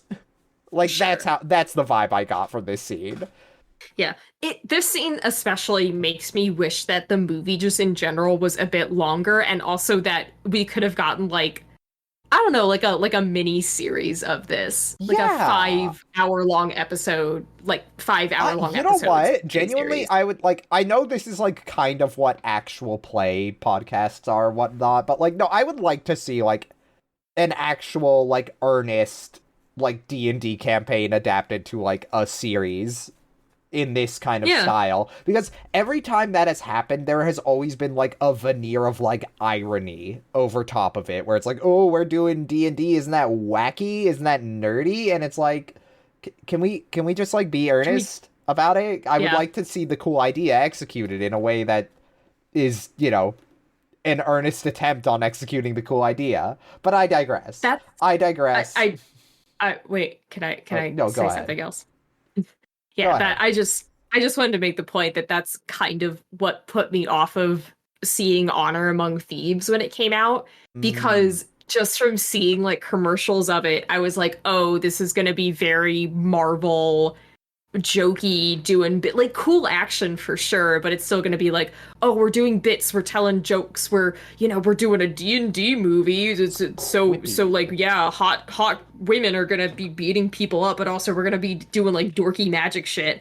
And it's like, there's a place for that. I occasionally enjoy stuff like that, but I think that's why Baldur's Gate is so beloved, because it is taking D&D seriously and Yeah. telling you a serious adult story with serious adult themes, rather than like, oh ho ho, we're doing a silly fantasy Yeah. adventure because it's D&D and that's what D&D is, you know? Yeah. Yeah, I get very sick of like meta humor when it starts to get in the way of like actually telling the fucking story. But Yeah. once again, I digress. But I will say I do have some thoughts about Honor Among Thieves. When we I would like to finally see get it when we around get to there. it. Yeah. Yeah. Oh, you haven't seen it. I have not seen Honor Among Oh, that's Thieves. fascinating. Okay, then yeah, I'm very excited then. Okay, but Yeah. yeah, I'm willing to be proven wrong. yeah. I digress because the library is still on fucking fire. We kind of took a pause at a very dangerous time. The Magman's still going fucking crazy, and then Oberon, like, rushes in, and he holds out his ape staff, and it just fucking sprays water out of his mouth, and I lose my shit at this scene, because the Magman, like, looks up at him as he's being doused to death, and it's just, like, the most, like, bro expression I have ever seen. He looks so offended. He's like, My what the brother fuck, in dude? Christ. You brought me here? You literally asked for my help. It's so fucking funny. He gets called to do what he does, and he does it, and then a dude with an ape staff fucking spits on him. Spits on him to death. Yeah, he die. But then Melora is in the hospital. yeah, Valora's in the Maybe hospital? Actually, because we're introduced to this location by a weird guy wearing like a bloody smock, just putting limbs on a table. Yeah. This like looks like a fucking evil place, and then it just pans over, and then Melora and Oberon are just standing there like nothing is going on in the other room. Yeah, it's fine. That's just the limb guy. That's John Limb. I think in the credits, this guy is referred to as like Sinister Doctor or something. Yeah, that's Dr. John Limb. Yeah. He takes care of all the body parts. Yeah, but yeah, no, she has been diagnosed with stanky leg, and it is terminal. She is becoming an undead creature via Damodar's curse, which he, like, passed on to her in the vision. And Oberon tells her that, hey, you're fine. I don't know how long this is going to take to convert you, but using your magic is definitely going to make it worse. And then he has a very, like, I gotta tell you this before you die ass conversation with her, where he says, hey, if I was ever hard on you more than you thought you deserved, just know it was because I truly believed that you were destined for greater things, and I wanted to push you. And she looks fucking upset. She looks so fucking upset because she recognizes this as a, hey, I think you're gonna die conversation. Yeah, she's like, do not wave my fucking death flag for me, buddy. Yeah. Get out of here. No. Like, props to the actress. She really sells how, like, she looks like she's just been told she's going to die in, like, real life. Yeah. Anyway, back to the adventuring party. Yeah, that kind of, like, cold and afraid look. But yeah, we cut to the party arguing about going through some spooky woods. They gotta do it, though. Yeah, we learned some teleportation rules, which is that... Yeah. Ormeline specifically is their teleporter, and she can't take them any place that she hasn't been. Yeah, so well, not any place she can't visualize. Because when you can't visualize it, it becomes, like, unreliable. This is also lifted from the source book. Yeah, that doesn't surprise me. Anytime they clarify how shit works, like, they're lifting it from the source book itself. Yeah, they do a clean job of that, too. I never feel like I'm getting information rammed down my throat. Yeah, you never notice it, which is good. Yeah. It feels much more like this is someone who knows what they're doing, talking to people who are not as familiar with this specific aspect of the world. Yeah. Yeah. We get a shot of Dorian saying a prayer.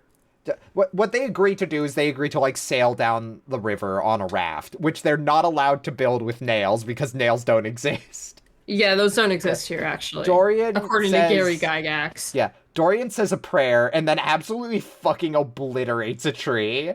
He, like, touches it and it's like, bless you, Obadai, for providing the bounty of nature, and then just whacks it with his hammer so hard that the trunk explodes and it falls over.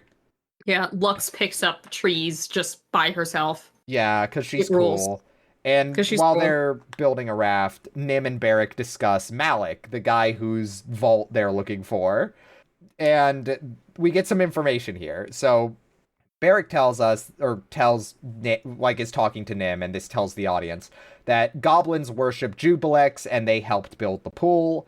And Malik used the pool to kidnap virgins on their wedding night to sacrifice Jubilex. And he brings up, like, the story of how, like, Nim is like, oh, so you know how he died then. And Barrick is like, yeah, Malik got caught and brought to justice. He was cut up and then his parts were dipped in acid. And Nim is like, no, that's fucking bullshit. That's horseshit. That's not how that happened. No, no, no. Jubilex made the pool slightly shitty as a prank, and Malik telefragged himself into a wall. And that's how he died. It's such a funny fucking detail, and you're like, oh, this is gonna come back, huh? This is gonna come back and it's gonna suck. Yeah. Varric seems like weirdly pissed off that he's been told this and tells Nim to like fuck off and go help Lux. Which I like to think of it like Barrick has probably told this story like hundreds of times as like an example of how justice always prevails. And Nim just took like immense delight in being like, nah, you guys didn't do shit. He died in a really stupid way that had nothing to do with justice. It was a cosmic accident and into a wall. yeah, it was a cosmic accident brought on by just the banality of evil. And that's kind of, and I think also it probably pisses Barrick off like on a deeper level because it's just introducing more doubt into whether or not he's doing the right thing, because this is his plan and he has just found out that like a demon built this thing wrong on purpose to fuck you over. So are they gonna get fucked over? Is he leading them into a similarly like contemptible and laughable death? Who knows? Yeah, hey, this movie is like actually really well written, it turns out. As far as Barrick's arc specifically is concerned. Barrick's arc is really good, but you know, while he's asking these questions of himself, I have a question for all of you. If a tree falls on a Dorian and nobody is around to hear it, does it make a sound? The answer is yes. The answer is yes, and it specifically makes a sound that is a music cue that I think they're pulling from the first movie. Mm-hmm. This is the first time I noticed it, but there's like a score that comes up a couple of times, like with horns in it. And I'm pretty sure if it's not pulled directly from the first movie, it's playing off of it, but I could be very wrong because it's been a while since I've seen that one. Something I just remembered that we forgot to mention, and this is spoilers, this is about to become incredibly relevant. We got a shot of like a shape-shifting creature stalking them through these woods as they entered it. Oh, yeah. Yeah. And so, anyway, you know. Oh no! Oh no, Dorian, he's under a tree! Oh no! Our cleric! He's broken! But yeah, so Barrick, runs to rescue Dorian, is trying to figure out how to help him, but oopsie daisies, this is a trick. This is a tree trick. It turns out that instead of Dorian, this is Trex ? The Malign, who is a lich, and this is his necromancy. Sorry, wait, I gotta correct you here. This is the Dorian was an illusion, and the guy who was cast the illusion is Clax the Malign. Oh, okay. You sure it's not Trex the Malign? I'm pretty sure it's not, because Trex are for kids, Diana. All right, well, it's Clax the Malign. He's a lich. This is his necropolis. They have entered it. They have defiled it. He's now going to kill them. Not much of a necropolis, dude. This is just trees. It's just trees, but go you. He summons with using like hand movements and tricks and a voice that slightly doesn't match his lips, but it's fine, to summon some very cool looking see-through ghost figures that they very obviously, specters, that they very clearly, they probably like rotoscoped him in or something like that. It kind of looks like that. It has that vibe to it. Yeah, I would imagine maybe they like filmed them running at the same like angle with the camera and just like fucked with the way they're exposed. I don't know. Or like they like cool and composited the shot. It looks great. Yeah. I want to add, before all this goes down, like Barrick gets fucking tricked. He's cooked. He gets hold person cast on him. It's very funny because he just gets like covered in like yellow. It looks like he gets caught in yellow saran wrap and just fucking falls to the ground. And the Lich is like, I'm Jello saladed. Yeah, and the Lich is like, I'm gonna fucking, hey, I've been working on a spell to disintegrate one limb at a time. Check this out. Check this shit out. Yeah, Nim interrupts his spell by throwing a knife at him, and Ormeline casts Flame Wall, which is very cool.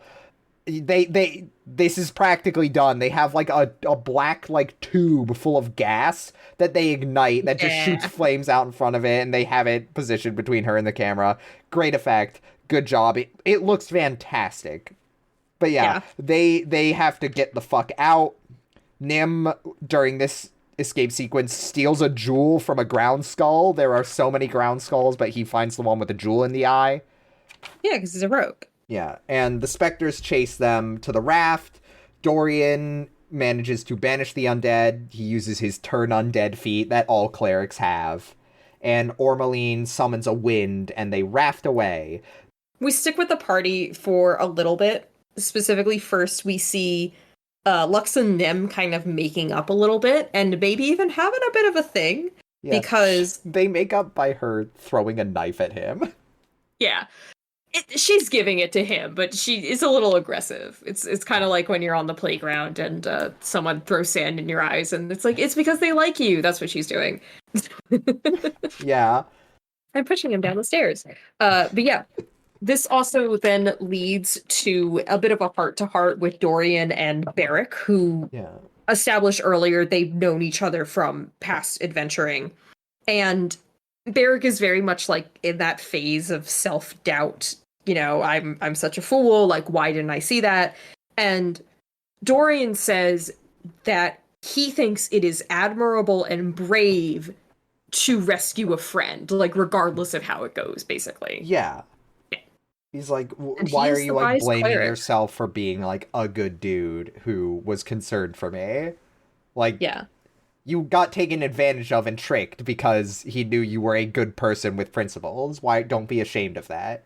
Yeah. And Dorian is wise, so you have to listen to him. yeah, Dorian has a high wisdom score. But he Yeah. also says, Barrick, there's a weapon for good other than magic and steel. And Barrick looks at him like, kind of, like he is taking this literally and goes, well, what is it? And Dorian says, that's something you'll have to discover for yourself. But when you found it, you'll know what it is. And here, I wrote two things in my notes. One, first is, are these boys gonna kiss? Are these And the second is like, love, right? Like, the weapon is obviously love. Yeah. Actually, I'm wrong, and we'll see. We'll see later on. Yeah.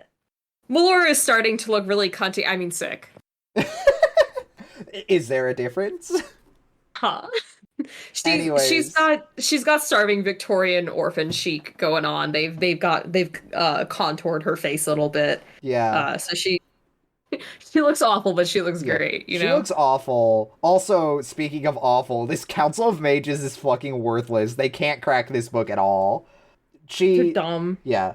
Melora comes up to help, and they're, like, wary of this. Oberon straight up walks up to her and says, and, like, checks her pulse, and he's like, okay, you're good, but if the instant you start to turn undead, I personally will incinerate you. That is what he says almost verbatim. He uses the word incinerate. Yeah. Then speaking of cunt and cuntiness, we cut now to Damodar getting his boot polished. Brief little Damodar scene as a treat. Yeah. The Lich is here now. Yeah, the orb is attracting evil, and his little orc assistant goes, yeah, good times. And Damodar has, like, this genuine smile on his face as he looks down. He's like, yeah, man, you're right. Yeah. We're having fun. We're having fun. The Lich is here now, and is more or less like, I could help you access the orb's full power. Also, five dudes are after you, and they're coming to get thine orb, and Damodar's like, all right. And he summons something. No, we don't see what it is. Yeah, I want to stick on this scene for a little longer, because I find the interaction Damodar has with the Lich so interesting, and his interaction with the Lich is fascinating. Because they fucking hate each other, and you can tell. Oh, they don't like each other. Yeah. The Lich comes in, and he immediately just starts mocking Damodar. He's not offering to help Damodar access the orb's full power. He just straight up tells him, you can't. He's like, yeah, you're, like, shitty, and your magic's bad, actually. And Damodar's like, I have enough power to fucking obliterate you, Lich. And the Lich is like, no, but you misunderstand me. I'm here to offer my services to help you fuck up the world. And Damodar is so dismissive of this Lich, and, like, you can tell, just from how he's acting, it is his fucking contempt for the undead. He is so resentful that he had to be one of them. Like, that he is offloading it all on this lich. He is looking down on this lich so fucking much. And it's so fascinating because Damodar is like the most fragile hypocrite in this situation. Yeah. And that's a really cool villain trait. Because, like, yeah, dude, you're undead. You're still undead no matter how much you're denying it because you're literally using, like, blood magic to sustain your not undeadness. Yeah. Cool moment. It's Cool, great. good moment. Like, fascinating. Really interesting. Yeah. This scene concludes with Damodar summoning something we don't see, but we can infer that it's here to fuck with the party because they show up to the goblin village and the goblins are all dead. They've Yep. been massacred. Yeah. Curdle Oh is dear, oh fucked. no. Oh dear, oh no, oh no. Oh, They go dear. inside a little hut in a house, and Ormeline casts Detect Magic, basically, Yeah. finds a magic ring in a Yeah. pot, but doesn't know what it does. Yeah. I want And to... Oh, sorry. I want to point out two things before we get too far into this scene. Mhm. One, Nim, like, as they're walking up to this village, Nim keeps looking through, like, the ruby he found.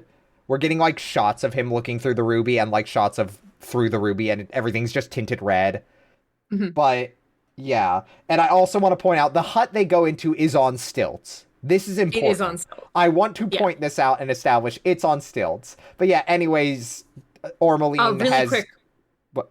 sorry, before we move on even, Oh, I okay. do like how they're showing how um how Nim like thinks and is clever, because if you'll remember, he found that ruby like within the eye socket of a skull.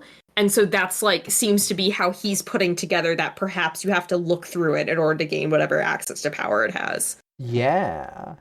Yeah, cool Yeah. moment. It is a cool This movie moment. has a lot of cool A moments. lot of cool moments. Anyways, Ormeline has, like, commenced an escape room. Because Hmm. that is what this scene reminds me of. They're, like, knocking on walls, like, looking under stuff. It literally is like they're in an escape room. Yeah, she finds, and like you said, she finds a ring, which she says, oh, I'll need time to identify it, which, again, is a manual thing.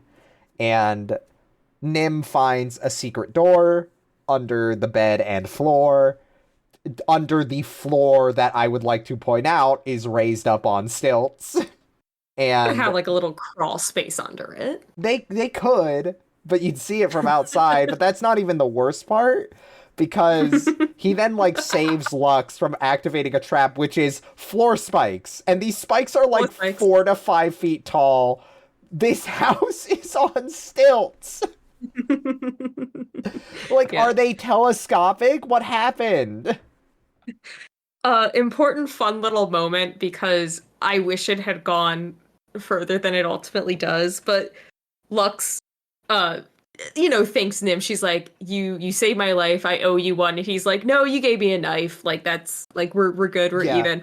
She definitely thinks this guy is hot. Yeah, I want to point out that Nim is very flustered when she says, I owe you a debt. He's like, no, no, no, no, no, no, don't say No, that. no, no, no, no. And he kind of has this very, like, flustered moment where he says, nobody's ever given me anything. And, like, say, like, you giving me something is literally worth my life to me. Yeah. Which is like, wow, hey, cool. I also wish Yeah. they did more with this. I wish we had spent more time with all of these characters. I know why we didn't. It's because this movie is an hour and 40 minutes long. I guarantee that either there was more written in the script either originally, or they might have even like wanted to film stuff like that wasn't even edited out when they send it around to like be approved by Wizards of the Coast or whatever. And they just didn't have time to film it, would be Yeah. what my guess is, because you said 6 weeks. That ain't a lot of time to film. It's and not on a lot of $12 million time, no. budget. Yeah, no, stuff had to be cut, and that's kind of my assumption for why there are so many dangling threads like this, where you're like, that's such an interesting detail. Oh man, like they're definitely setting something up here, and it just doesn't come to anything. And yes, I criticize the movie for that, but in a case like this where it is a low budget made for TV movie, I tend to be more forgiving, because I'm like, I understand exactly why it Yeah. didn't pan out, you know? Yeah, real. Yeah. Yeah. But to carry on with the plot, what you said was very good. Sorry, I don't want to sound like I'm dismissing it. No. You're good. You're good. You're Yeah. good. To carry on with the plot, Nim opens the lock with purple worm stomach acid, also lifted from the manual. It can melt through anything. And, oh, hey, they open up this lockbox that was in the trap, and it's a map to Malik's vault. That's exactly what they needed. Yay! And we see suddenly their breath fogs, and the temperature is dropping, and icicles are forming on the ceiling, and they're like, oh, fuck, get the fuck out. This is an ambush. Scatter. It's an ambush. They say scatter because, and at 52 minutes and 40 seconds, we get a bonus dragon spotted. It's a white dragon. And they're scattering because, hey, this is not lifted from the manual. This is just lifted from the strategy of D&D, which is when you are around a dragon, do not group up because you will get party wiped by the breath weapon. Yeah, this thing looks cool as hell. That's something that we haven't really talked about is some of the creature designs. Yeah. It would be very easy to dismiss how this thing looks because it is a 2005 CGI made for TV abomination, but it's a cool looking one. It's cool got like dragon. It's got these needle thin ice teeth. It's like gone. It's all fucked up looking. Yeah. It's cool. Like it doesn't look real, but it looks cool as hell, and I don't want to fucking hear it. I agree. I don't want to hear a single goddamn thing about the CGI in this movie from anyone who hasn't watched it, you know? Like, come on. This thing looks cool. I would give this dragon, I would say like maybe a 7.5 out of 10 overall on our scale. Yeah. Just as an impromptu rating. This is a good dragon. Yeah. This is a good-ass dragon. Yeah. I like this guy. Dorian does not like this dragon. Yeah. He was hiding because they were all hiding. And I think kind of in a moment of misplaced heroism, he steps out and starts to cast some kind of cleric holy fire spell, it seems. And he manages it, but then it doesn't last long enough and he gets breath attacked, frozen, and then horrifically chomped on by the dragon. Yeah.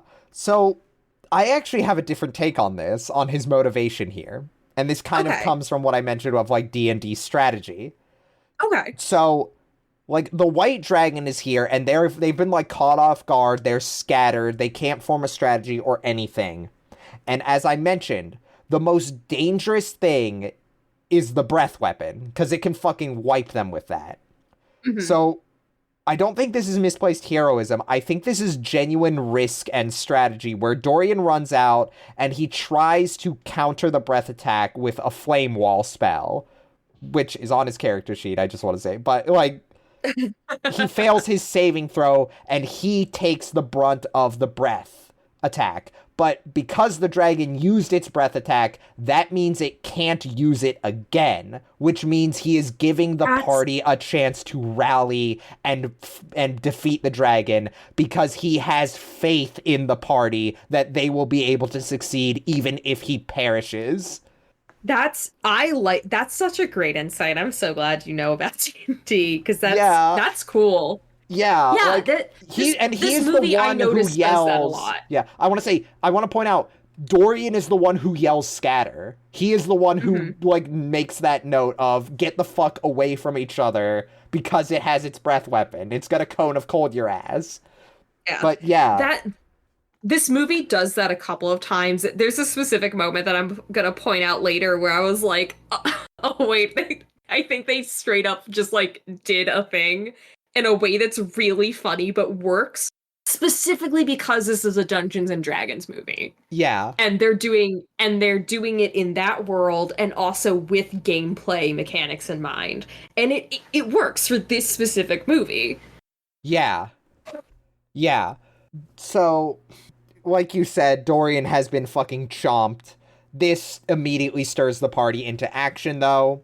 Barrick grabs a spear and he tells Nim to throw his acid at the dragon, which melts its scales and lets him throw the spear so that it pierces into it.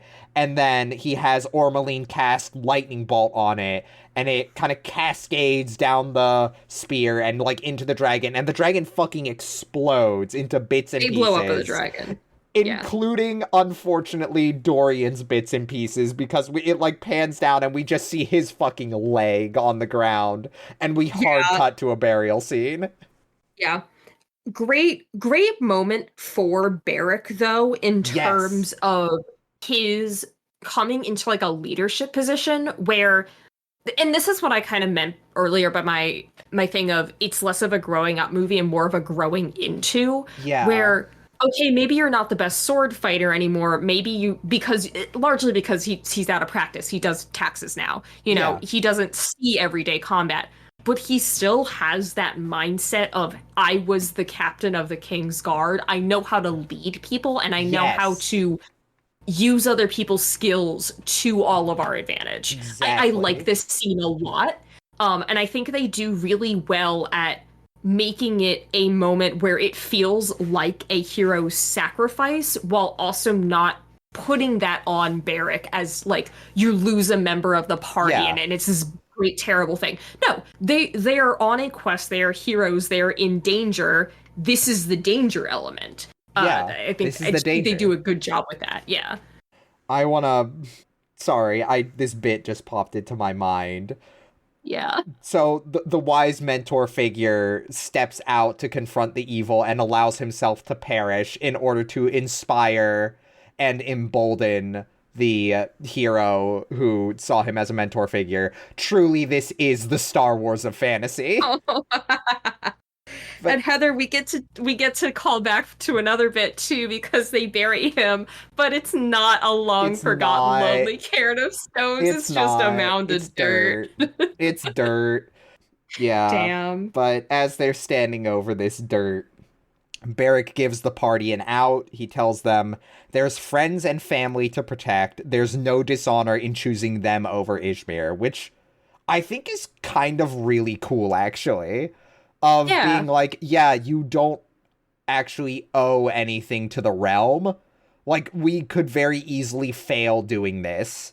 And, like, if you have something more important to you than the realm to fight for, go and fight for that. Like, I'm not going to keep you here. I will just go finish this quest myself if I have to. But Nim points out that he has no friends or family.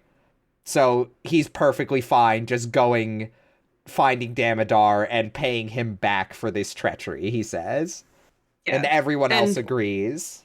Yeah, which leads to a very fun moment with Barrick where he does like the leader thing of, well, we do have to do this for Izmer, like that is our duty. Also, let's go fucking kill Damodar. Yeah. No, we're gonna fucking do that. That's gonna feel real good to put him down like a sick dog. He's like, the orb comes first, but fuck Damodar, and if you get the chance to kill him, gut the bastard. Yeah, fucking end that dude. Yeah. He sucks. He sucks, and you know what else sucks? The moon is a waning crescent. Ah! And Melora is still dying. She's fucking rotting. But she's also getting things. She's a knower. She's an understander. She's working her ass off to decipher this Librum. She believes that the Magman was not just throwing shit and burning shit willy-nilly. She thinks he was trying to tell them something about the Librum because she notices that there is a page missing in quotes, but it's not. It goes directly, I forget what the page number, it doesn't matter. It's 893. 892 and 894 are on either side of the same page, so 893 is just like not there.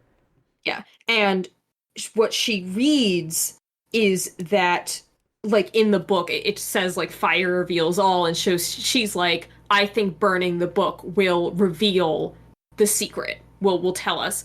And someone on the council accuses her of having the undead's agenda at this point. Yeah, like, the curse has come too far. They try to gaslight her. Like, literally, like, definitionally, they try to gaslight her. Mm-hmm. But Oberon looks at her and he's like, is this what he says is this something you came up with because of who you are or because of what you were becoming? And she's like, I know it in my heart. Yeah. I know this. And Oberon lets her set the book on fire. What she Cool moment for him. Yeah, and I think what gets to him is she says what this is this is a test of faith. Like, how can we prove that we're worthy of this power if we are not, like, willing to risk losing it, is the implication here.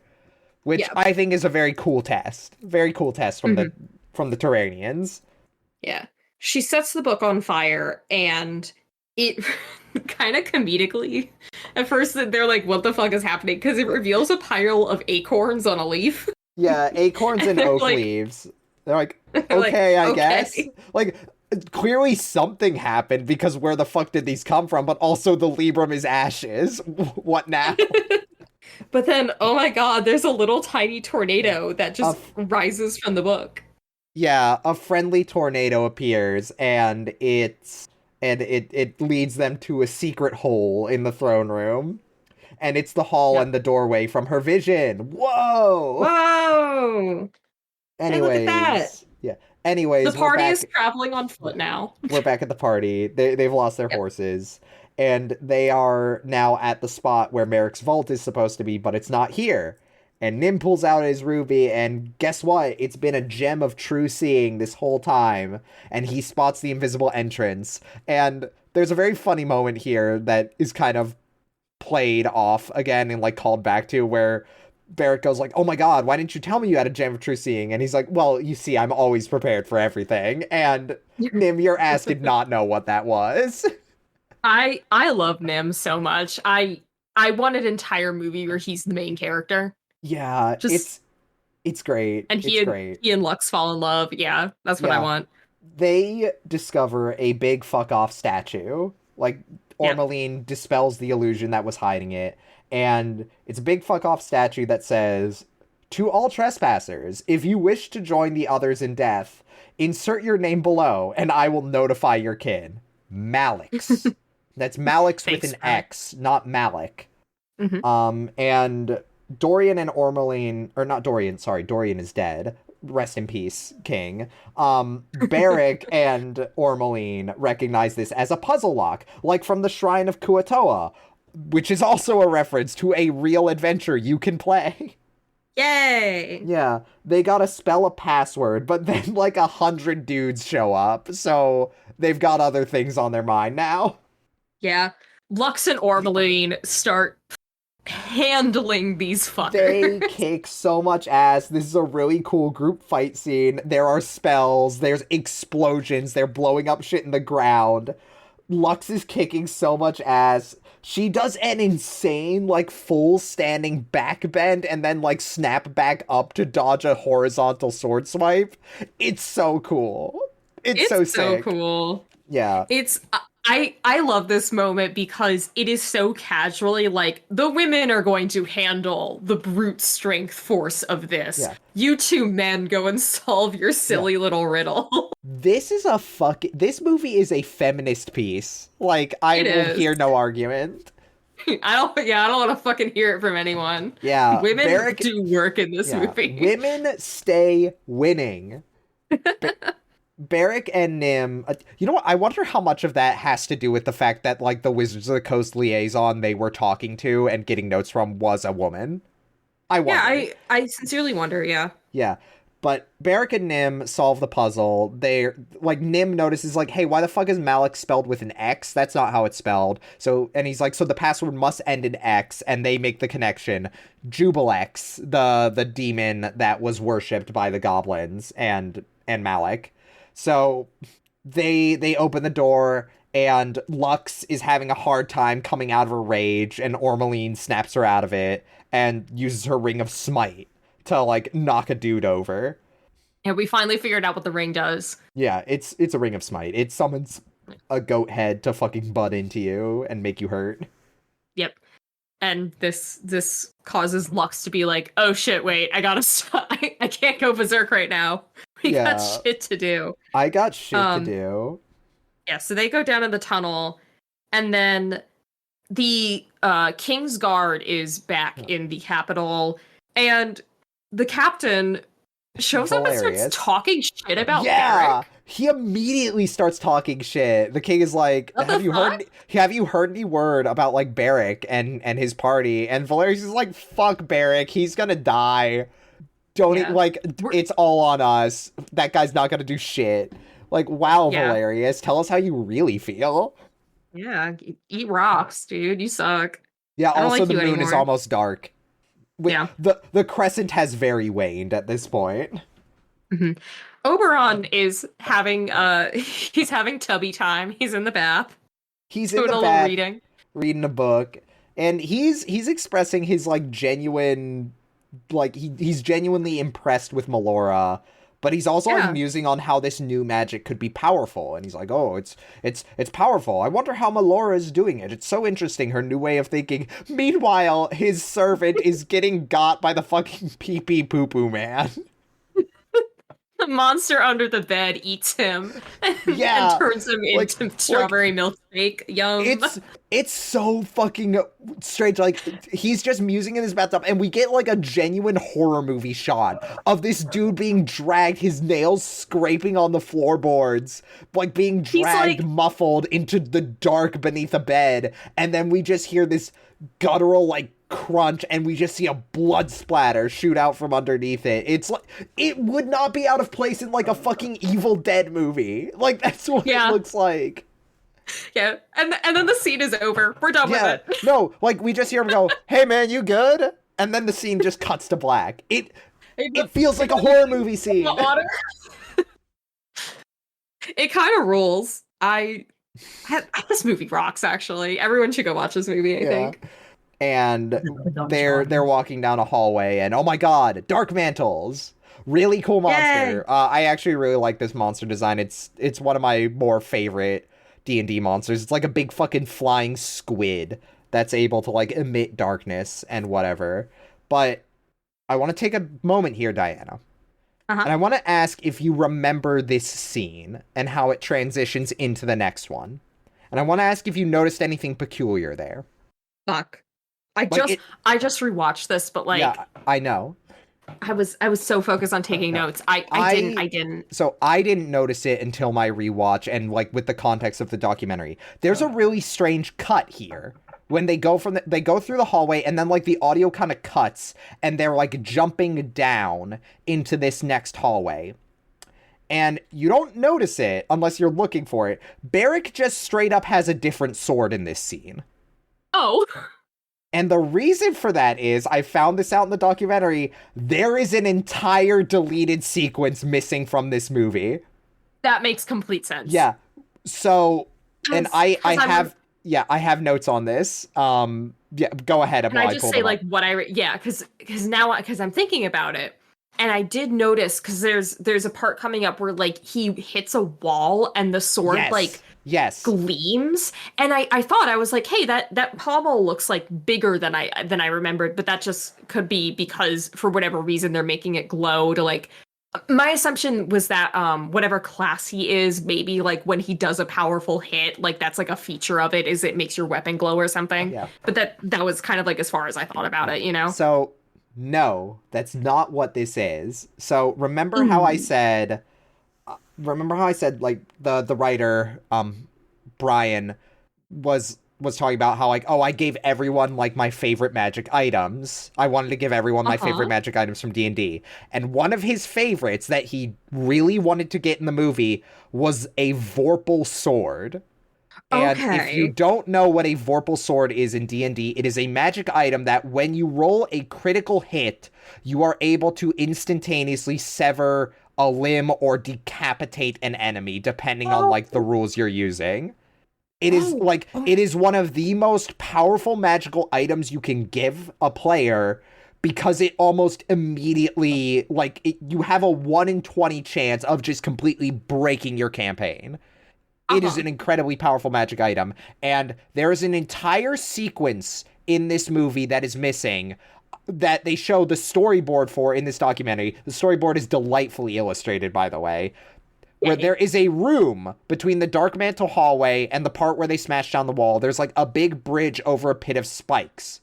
Like the party would nearly fall in and Barrick would be like at the bottom of the rope and he would fall in, but like at the bottom of the spikes, there's like another hero party that like years ago like assaulted this keep and they would have like built up this story about like this party that assailed this keep and like lost this powerful weapon, and Barrick would find the sword there and he would grab it and take it from this previous fallen adventurer, which the writer said like this is like something that you would do in a D&D game. You would give your players a magical item as like a reward for their progress and how well they've been playing their character. But yeah, it's why his sword does all that cool shit later that, you know, we're going to talk about in very soon. And you said like it glows and like knocks a hole in the wall. But yeah, and also, really interesting. Really cool thing I never would have known about. And I'm real like I understand when shit gets cut out of movies, whether it is like low budget, they're running out of time, or even like a bigger budget production, because you can have all the money in the world and sometimes things just don't pan out. But it does suck that that's not in here because of Barrick's character arc, where we really have reached that point where he has come into his own and knows what he's doing and is comfortably leading the party now and doesn't seem to have those traces of doubt that he used to. And that could have been such a cool moment to kind of really signify the movie Barrick, in quotes, like he has been played like as a character very well, and that's like his reward basically is he gets the most powerful magical item. It also undercuts, I think, the coolness of a moment that happens later that I will bring up when we get to it. But I think I know what I think I know what you're gonna talk about. Yeah. So they've now broken down, they've now like gone into this new hallway. We're past that deleted scene. And they find a funny glow tile hallway that is so obviously trapped, but the Ruby of True Seeing doesn't reveal anything.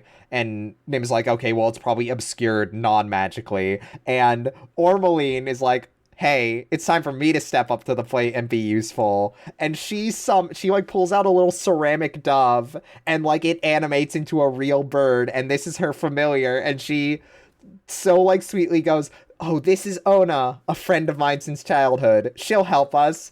And she does like the fucking be free gesture and like lets the bird fly into the hallway. And then it gets shocked by lightning from the floor and fucking explodes and shatters on the ground. And Nim starts laughing, and it's such a good moment.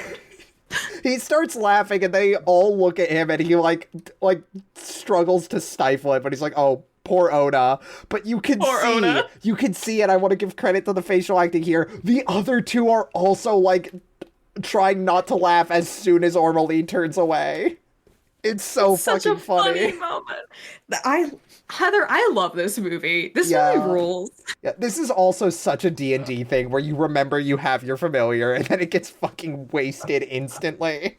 Here is where Barrick busts open a wall with his sword, and this reveals a mirror. Nim finds a lever in another wall, and he does a very funny bit where he's like, hey, I'm gonna do something with this lever. This is a trade secret from like the Thieves Guild, kept secret. Like this would fuck with us if like other people, common people, just knew it. And this is a very like high grade professional technique you all are not allowed to watch. And they're like, yeah, sure, whatever, man. And then they turn their backs and he just fucking pulls the lever. Yeah, this is some like Asterian Baldur's Gate shit. Like he would do this constantly. Yeah, no, and it's also so fitting, like in character with Nim, and also like just the concept of a rogue. Of like, yeah, man, you don't get to know what we do. I have to make sure that you know how important I am, even for the shit you don't need me for. Because the instant you think it's like IT. The instant you get complacent and start thinking you don't need me is exactly when you find out how much you do need me. Yeah. The mirror reveals when this wall opens up that there's now like a big mirror so they can see everything. And it reveals the path, like spots of darkness on the floor that they should step on. And the movie proves to us that Nim actually isn't needed anymore, because when they get to the other side, the door starts to close and he has to jump for it and he gets struck by lightning Yeah. and falls unconscious. Yeah, it's fucked up. It's I fucked up that they do this yeah, to him. it's fucked up they do this to him. Nim is fucking injured, and immediately Barrick wants to have him like teleported to a healer because they don't have a cleric anymore. They can't do that healing here. But Yep. Ormeline only has 2 teleportation spells prepared because that's how Yep. D&D magic works. And the Yeah. spell she prepared was to teleport into Damodar's sanctum and then out. That's all they've got. So they have to keep Nim with them. They have found the pool, They have the found the seeing pool that pool, Malik. which is And attuned to its last use. which is Malik teleporting into a wall and getting stuck there. And Yeah. I don't know who this actor is, but he's making a great face in this. He looks like Han Solo frozen in carbonite. Truly, this is the Star Wars of fantasy. But not very funny though, because Ormeline immediately senses without being told. Just to reiterate, I think to make sure that we the audience understand the stakes at hand. She's like, okay, the demon who made this was a fucking asshole, and he has made it so that the success is not guaranteed, is how she phrases it. Yeah, so Um, she immediately intuits what Nim was implying earlier, but they gotta do it. They gotta fucking do it. So she calls upon a vision of Damodar's sanctum and gets through. Damodar's none the wiser, and she says, okay, we're lucky. It doesn't look like there's that much shit to accidentally teleport into in this room. It's free of obstacles. So yeah. Barrick establishes, okay, here's how we're gonna jump him.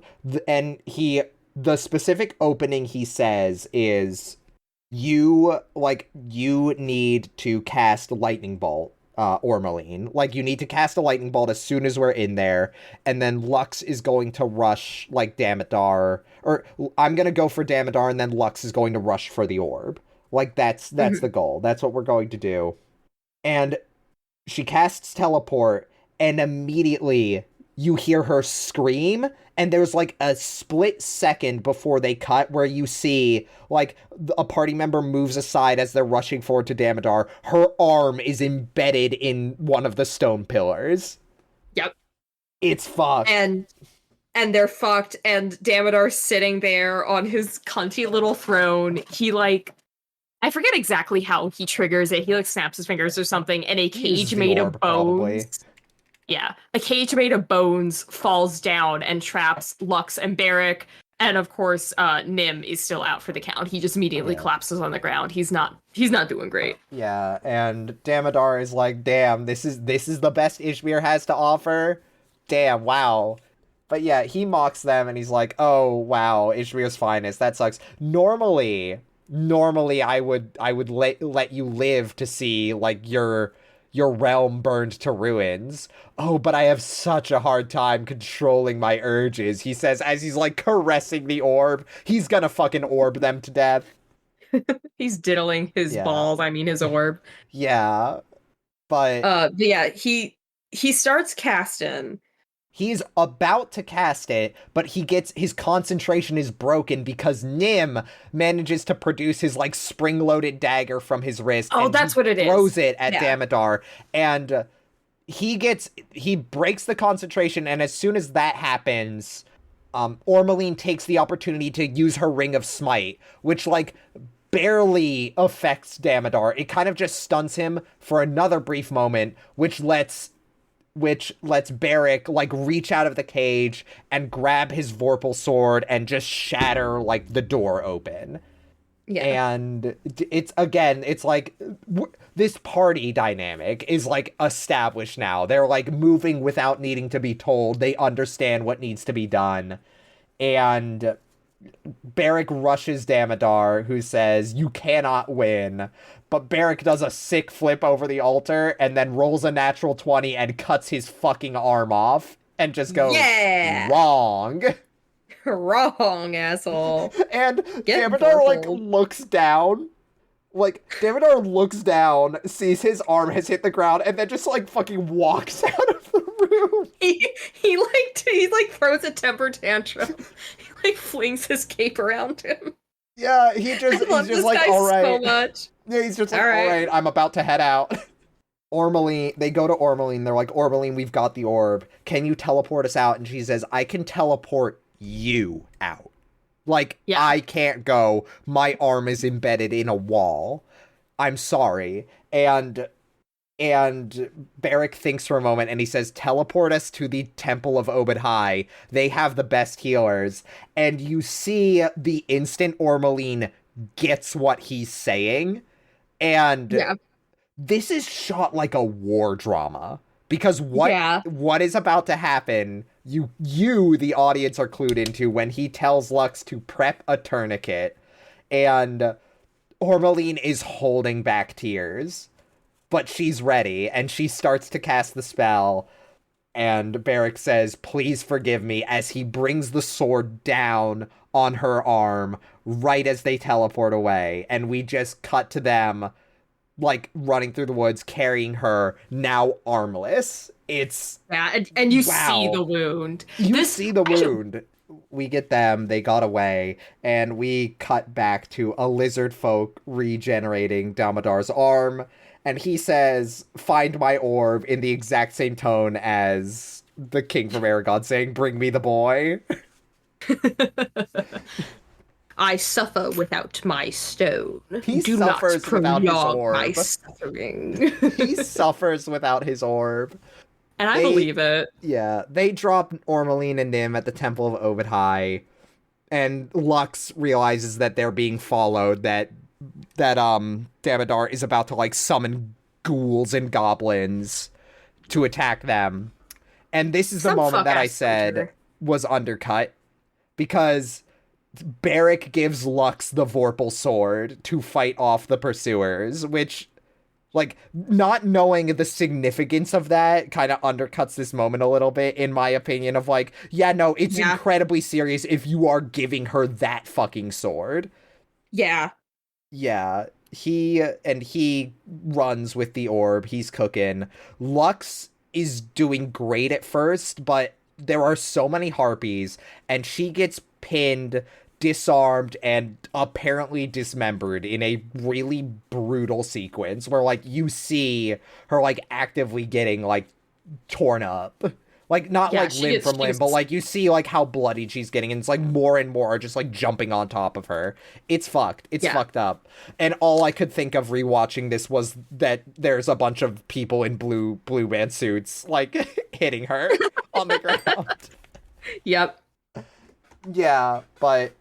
Yeah. Yeah, Barrick makes it back to the capital, and it's such a good moment, especially, like, because we had that scene earlier where Valerian, or whatever his name is, was like oh yeah, don't ain't shit. Sorry, Barrick ain't shit. He ain't coming back. And he runs in, and he's the only person. He was also attacked by a harpy, so he's, like, beat up. He's, like, clutching the orb and leaning over it and, like, almost falling off his horse, and people are cheering, and there are children running after him. Everyone's like, yeah, Barrick, you saved the day. Yeah, the Kingsguard, like, managed to cover his, like, entry into the keep, and he's riding up, dragging himself practically, and he gets to the king, who's like, Barrick, you've done it, and he immediately goes like, shut the fuck up, where's my wife? Where the fuck is my wife? Unfortunately, where's my cool wife? Unfortunately, Barrick, your wife is rotting. Girl, no. He reunites with his cool wife at the doorway in the basement. Yeah. She ain't looking too good, but she's like, that doesn't matter. You have the orb. Put the orb in the door. Like, put it in this little slot, and that's gonna open up the door, and it does. Yeah. And it does. And then the orb rolls away. Don't worry about it. No, it rolls away, and we see, like, Oberon scoop it up and, like, walk out into the hallway. And then he commits an act of terrorism. Oh, yeah, that's... Oh, oops. Maybe you should worry about it. Oh, no. Yeah, oh, no. People are like, dying. There's just a fucking explosion. He got everybody. Fucking Valerius. He is dead. Like, 90% of the Council of Mages is dead. They are dead on the floor with their eyes, like, wide open in shock. And it's like, Yeah, Holy shit. it's fucking brutal. Yeah. Yeah, it's brutal. And Beric has to leave his wife in this fucking vault and like run after Oberon. And he's like, Oberon, what the fuck? And oh no, Oberon was body snatch and it was Clax all along. The pee pee poo poo man got him. And Yeah. oh no, now Damodar has the orb because Fuck. Clax flies away with it.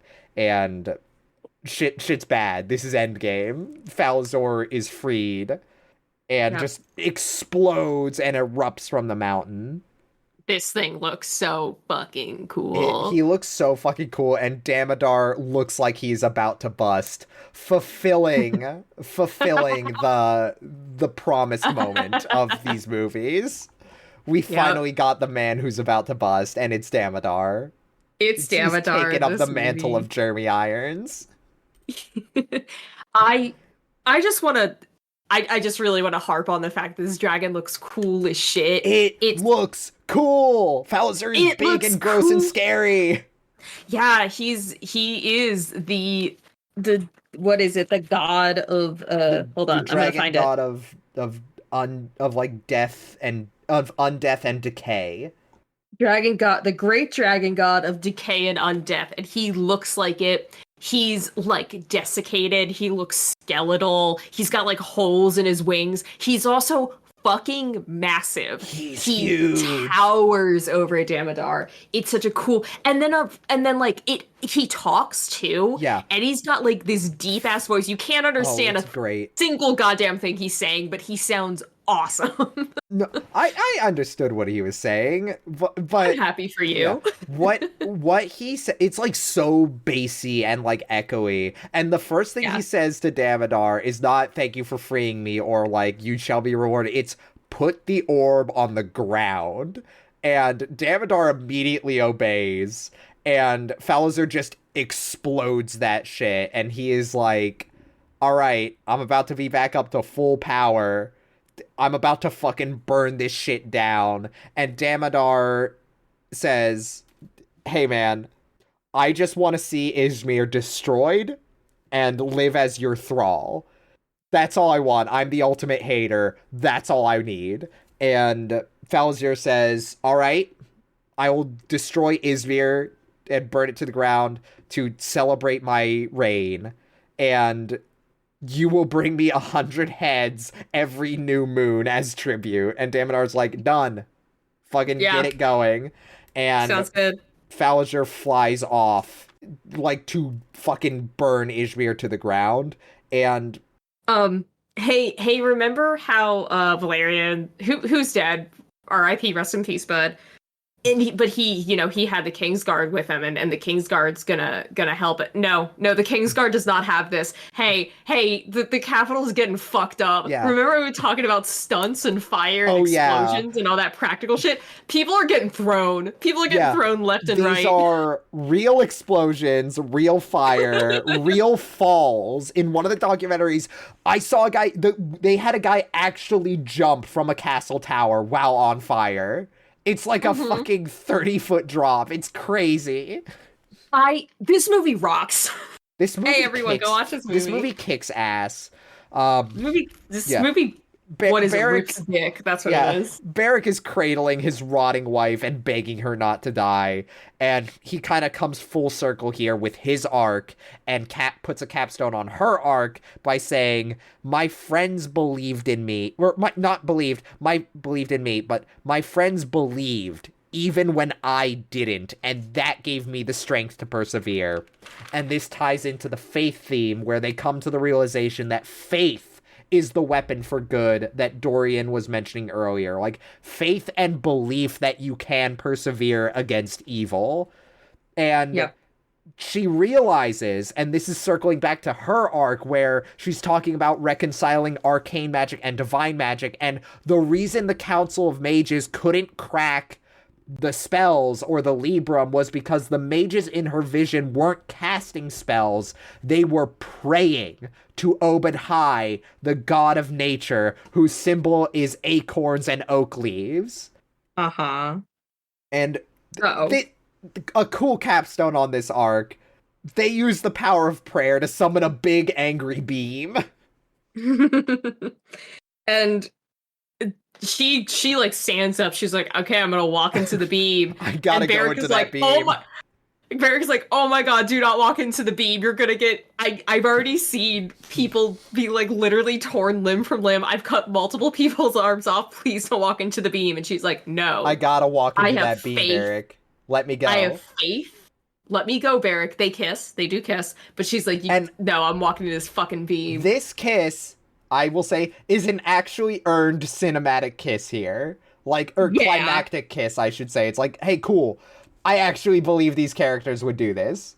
Yep. I really like this relationship in this movie. It's great. It's great. You don't see them together for very much of the movie, but the Yeah. time that they spend is they set this relationship up and their dynamic really, really well. So like props to them for that. Really good. Really fucking Yep. good. She steps into the beam and she gets a new orb and then is locked the fuck in. She's holding this orb and goes, "Take me to the tower."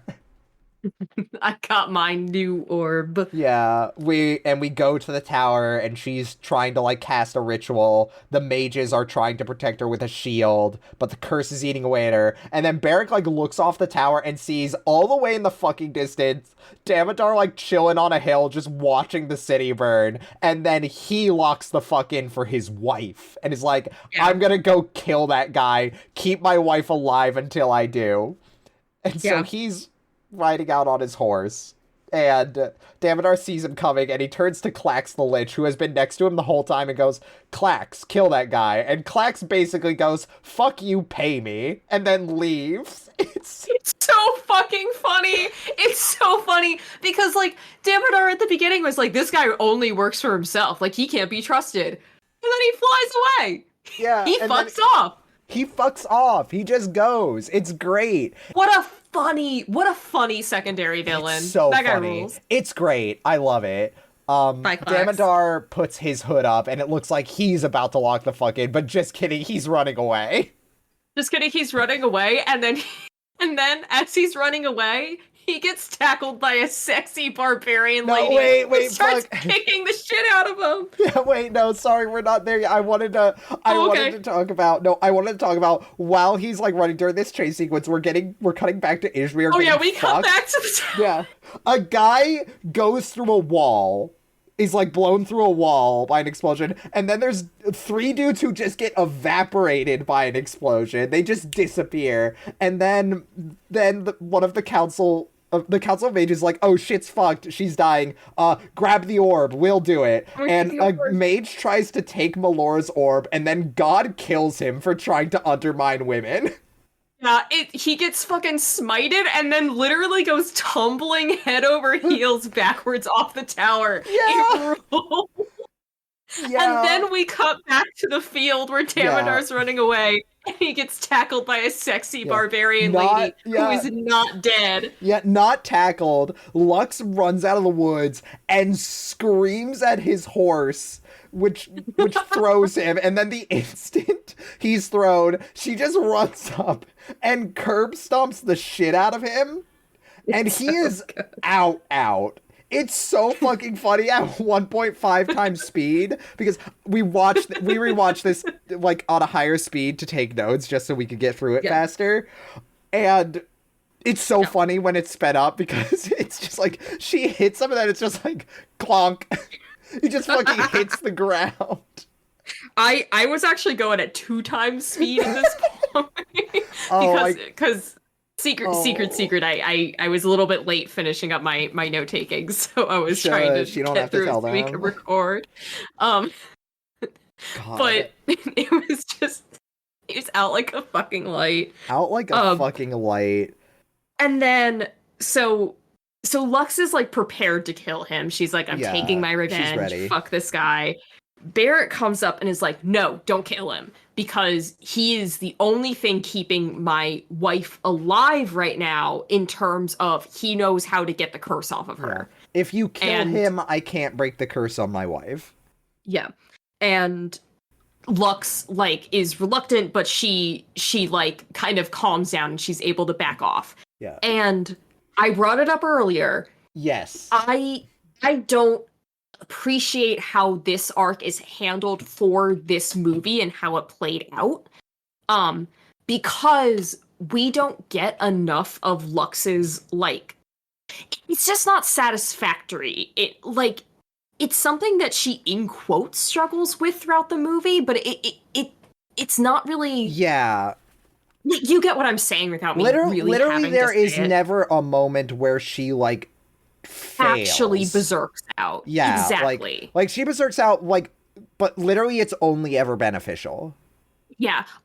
My argument here is that if this was not an hour and 40-minute long movie, If it was a if series or instead it were like something. a mini series or even like a 2 or even 3 hour movie where they really had time to delve into the characters, then it would have been appropriate.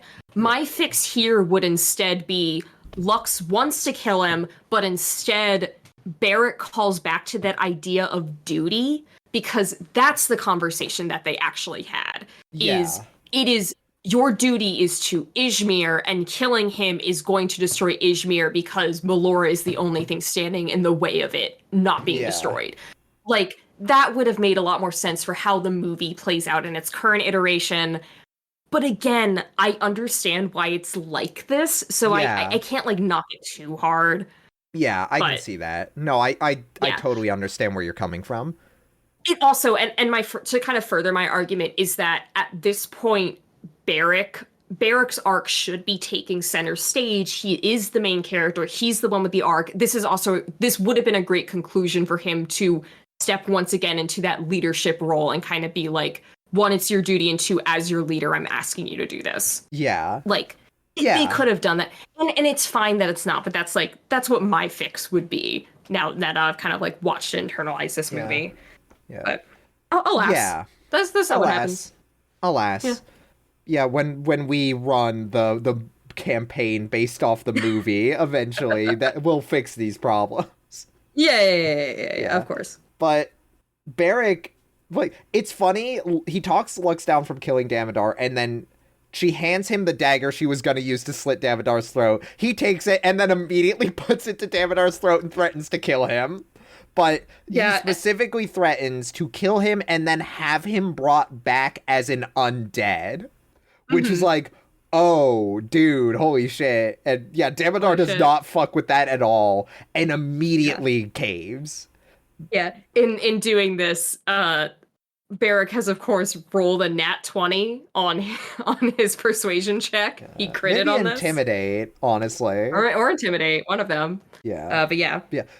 Melora is no longer debuffed by the curse and immediately wins. We love women. Women stay winning. She stands up, she activates the orb and seals Falazur's power once again.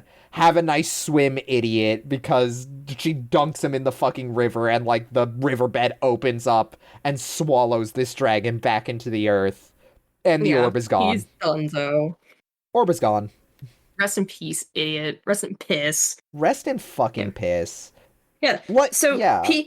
We peace win. is restored to Izmer. Yeah. Life returned to normal. Ormeline and Nim are fully healed. Yay! Yeah. Okay. Wait, no. Hang on. No, I want to point this out. Barrick is walking the streets, and then, like, he's walking the streets looking at, like, how life is returning to normal, and we cut to Ormeline, who has 2 arms, and you see, like, a visible red ring around the arm that was severed, implying it was, like, reattached or regenerated, which is a thing high-level clerics can do. And Nim is also there, and they're at the Temple of Obadhai, and they've seemingly recovered. Yay! Wikipedia is fucking wrong about this scene. Oh? Do you remember when I was talking to you earlier and I said, oh, wow, apparently, like, we missed something in this movie? Uh-huh. So I'm going to read you the description of this last scene. I'm so excited. Izmer is later rebuilt. Barrick becomes immersed in his ministerial duties, and Melora is appointed as the new head of the Council of Mages, which, like, by the way, yeah, that happens. Good for her. Yay. Lux finally recovers from their wounds. Nim and Ormeline are approached by Dorian. It is implied that both have died and gone to the outer planes. No, the fuck they're not. No, the fuck they're not. I just rewatched They're this not. movie, motherfucker. That's not Dorian. That's a cleric of Obed High. That's a different guy. Just because he's got the fucking green lines on his face, like, how could... That's not him. That's not him. They're in the Heather, fucking temple because they've healed. You can see the scar on her arm where she's healed. Why would she have a scar in the fucking afterlife? Why would her soul have a scar? Who fucking wrote this? Who fucking wrote this? Because their ass did not watch this movie. Their ass was not paying attention like we were. And I'm mad. I'm mad. I'm mad. I had to go and do all this extra research. And you could just fucking write... You could watch the movie. You would have had to watch the movie to write this description. But your ass did not watch the movie. Your ass was not listening. How could you do this? You made me feel stupid. Conversely, Heather, what probably actually happened is that all white people look the same, and so they got confused. They should have given him blue lipstick. Fuck. My point has been proven. Someone, if one of our listeners can edit Wikipedia, please fix that line. 1,000 blessings to you if you do. It's also, gonna bother me forever. Damodar is in a prison cell underground. He's in his stank ass cell plotting. The movie ends with him smirking and it fades to black. The end. And literally the words "the end" appear on screen. And that was Wrath of the Dragon God. Goddamn. Dragon God, baby. How about that? How about that fucking movie? We had a lot to say on this one. Yeah. I think, and kind of like how we talked about last week with Red Eye and the assumptions made about, in quotes, like B movies or movies that you might assume are bad or like are cheap, made for TV. Like, these movies can also be very good. And obviously with this one, there was a ton of care and love put into it. Yeah. And I really do think it shows. Yeah, a ton. I liked this movie a lot, Heather.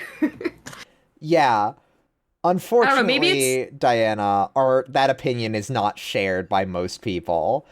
Oh, because it's time. It's time to talk about the reviews. It's time to do our reviews.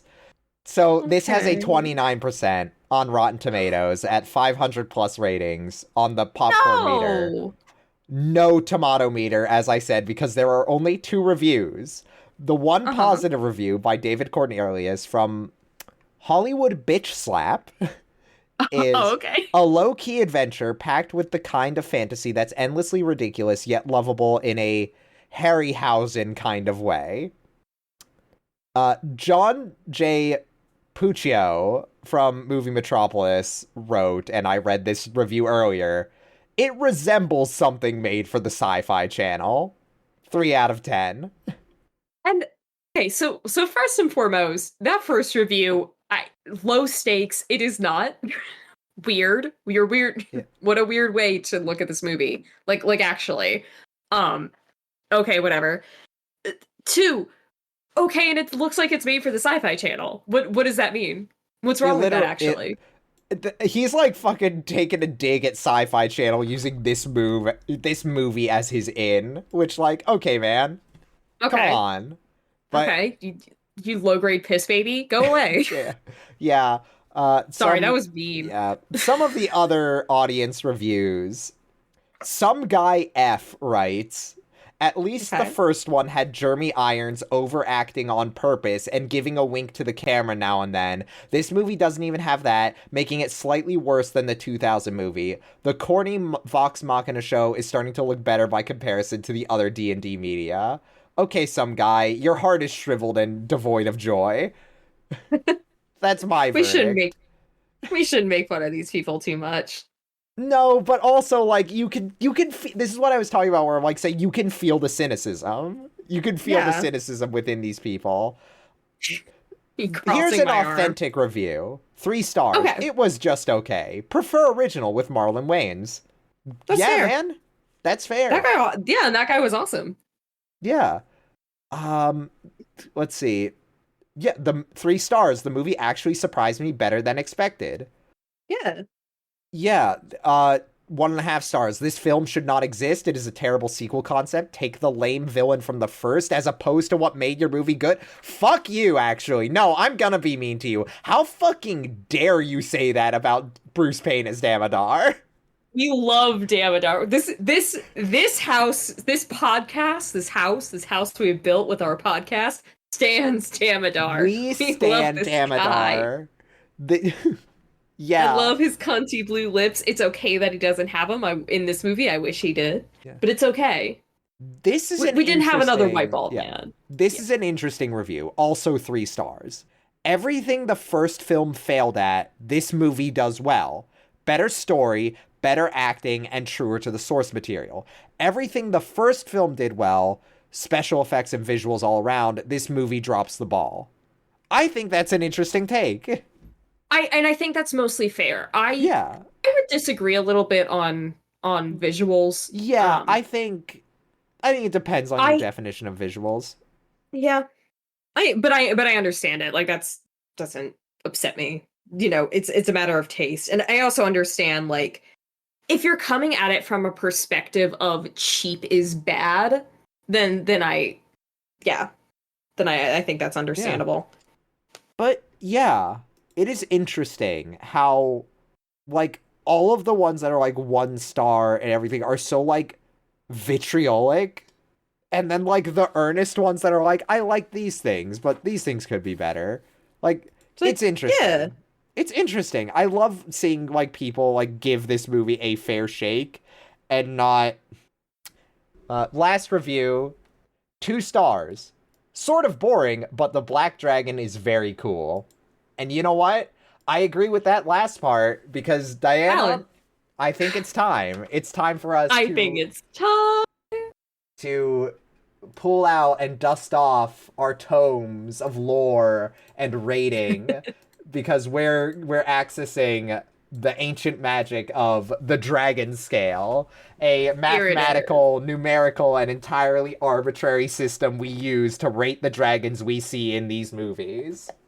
And, of course, we have to rate today the titular dragon god. That's right. We're talking about Falzir. Yeah. Honorary mention to the white dragon. You're cool as hell, too, but you're not the prime dragon of this movie. Correct. And I gave them their fair shake, their impromptu rating of 7.5, which I think is fair for them.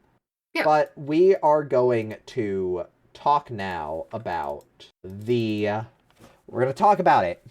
It's time. Uh-huh. It's time to rate this dragon. We've got category 1, taxonomy. 10 out of 10. This is a dragon. 10 out of 10 is a dragon. They call it a dragon. We're back to dragons, thank God. What do you mean, thank God? Elegance. This dude's kind of fucked up and gross with it, actually. This one's kind of chunky. He's kind of chunky, but, like, if he had more skin on him, I could kind of see it. If he had more skin, and if... Like, he's got a sleek shape. Yeah. I am gonna... This is the one point where I'm gonna kind of knock the fact that it's old, cheap 2000s CG. If he had a couple more dollars behind him, I think he'd be a little bit more elegant. Yeah. And I would say... Like, also his voice. His voice is, like, a very regal and commanding voice, and I think that adds to elegance. I would say maybe a 6 or 7 for elegance. That's my vibe here. I'm feeling a... Yeah. Do you want to do, like, a 6.5? That just feels right. That feels right. Yeah. So... This guy's scary. Yeah, this guy's fucking terrifying, actually. I would give this guy a 10 out of 10. I'm scared of this dragon. The amount of practical stunts that they did. Yeah. This guy has menace, he has threat, and he can back up. He can put his money where his mouth is. Yeah. He demands 100 heads every new moon. Yeah. Come on. That's a lot of heads. Like, logistically, that's a nightmare. I wouldn't want to have to do that. Yeah. Prominence. This guy kicks off the movie. The movie is named after him. He does instigate the climax and participate in it very much. But he's not in a ton of it. I would agree. My thoughts are his presence is still, like, felt. Like, in Yeah, because that he he's the looming threat, but I don't think that's enough to, like, justify, like, anything higher than, like, an 8. An 8 would be, like, the absolute most I would give for that, but, like, I also don't feel like he is talked about enough. Like, he's, like, not mentioned. We don't, like, get any cuts back to it, but, like, he's felt, I would say, like, maybe a 7 for I was gonna prominence. say a 6. I feel It's strongly about a 6. okay. Do you want to split the difference on this one? 6.5? Yeah, let's just do it. All right, 6.5. Yeah. Effectiveness. Yeah. I 10? think he was very effective actually. I think 10. I think the threat was established and the payoff absolutely backed up that threat. Yeah. Effective dragon. Yeah. 10 out of And we like 10. him. We like Yeah. him. We fucking like him. I don't think there was anything particularly standing out for a hmm bonus point. I think we can just leave the score as is. It's an And impressive score, yeah. yeah, it's an impressive score. We are landing at a total of 8.6 out of 10. And that means we can plug this into the ranking, which I am going to do now. Yeah. And with the score plugged in, it's time to sort our dragons once again. And that is going to place Falazur from Dungeons and Dragons 2, Wrath Holy of the Dragon shit. God, at a comfortable third place, Hell beating yeah. just beating out Mushu by uh point oh 0.05. So maybe not as comfortable a third place, but hey, that Mushu score's not getting any higher.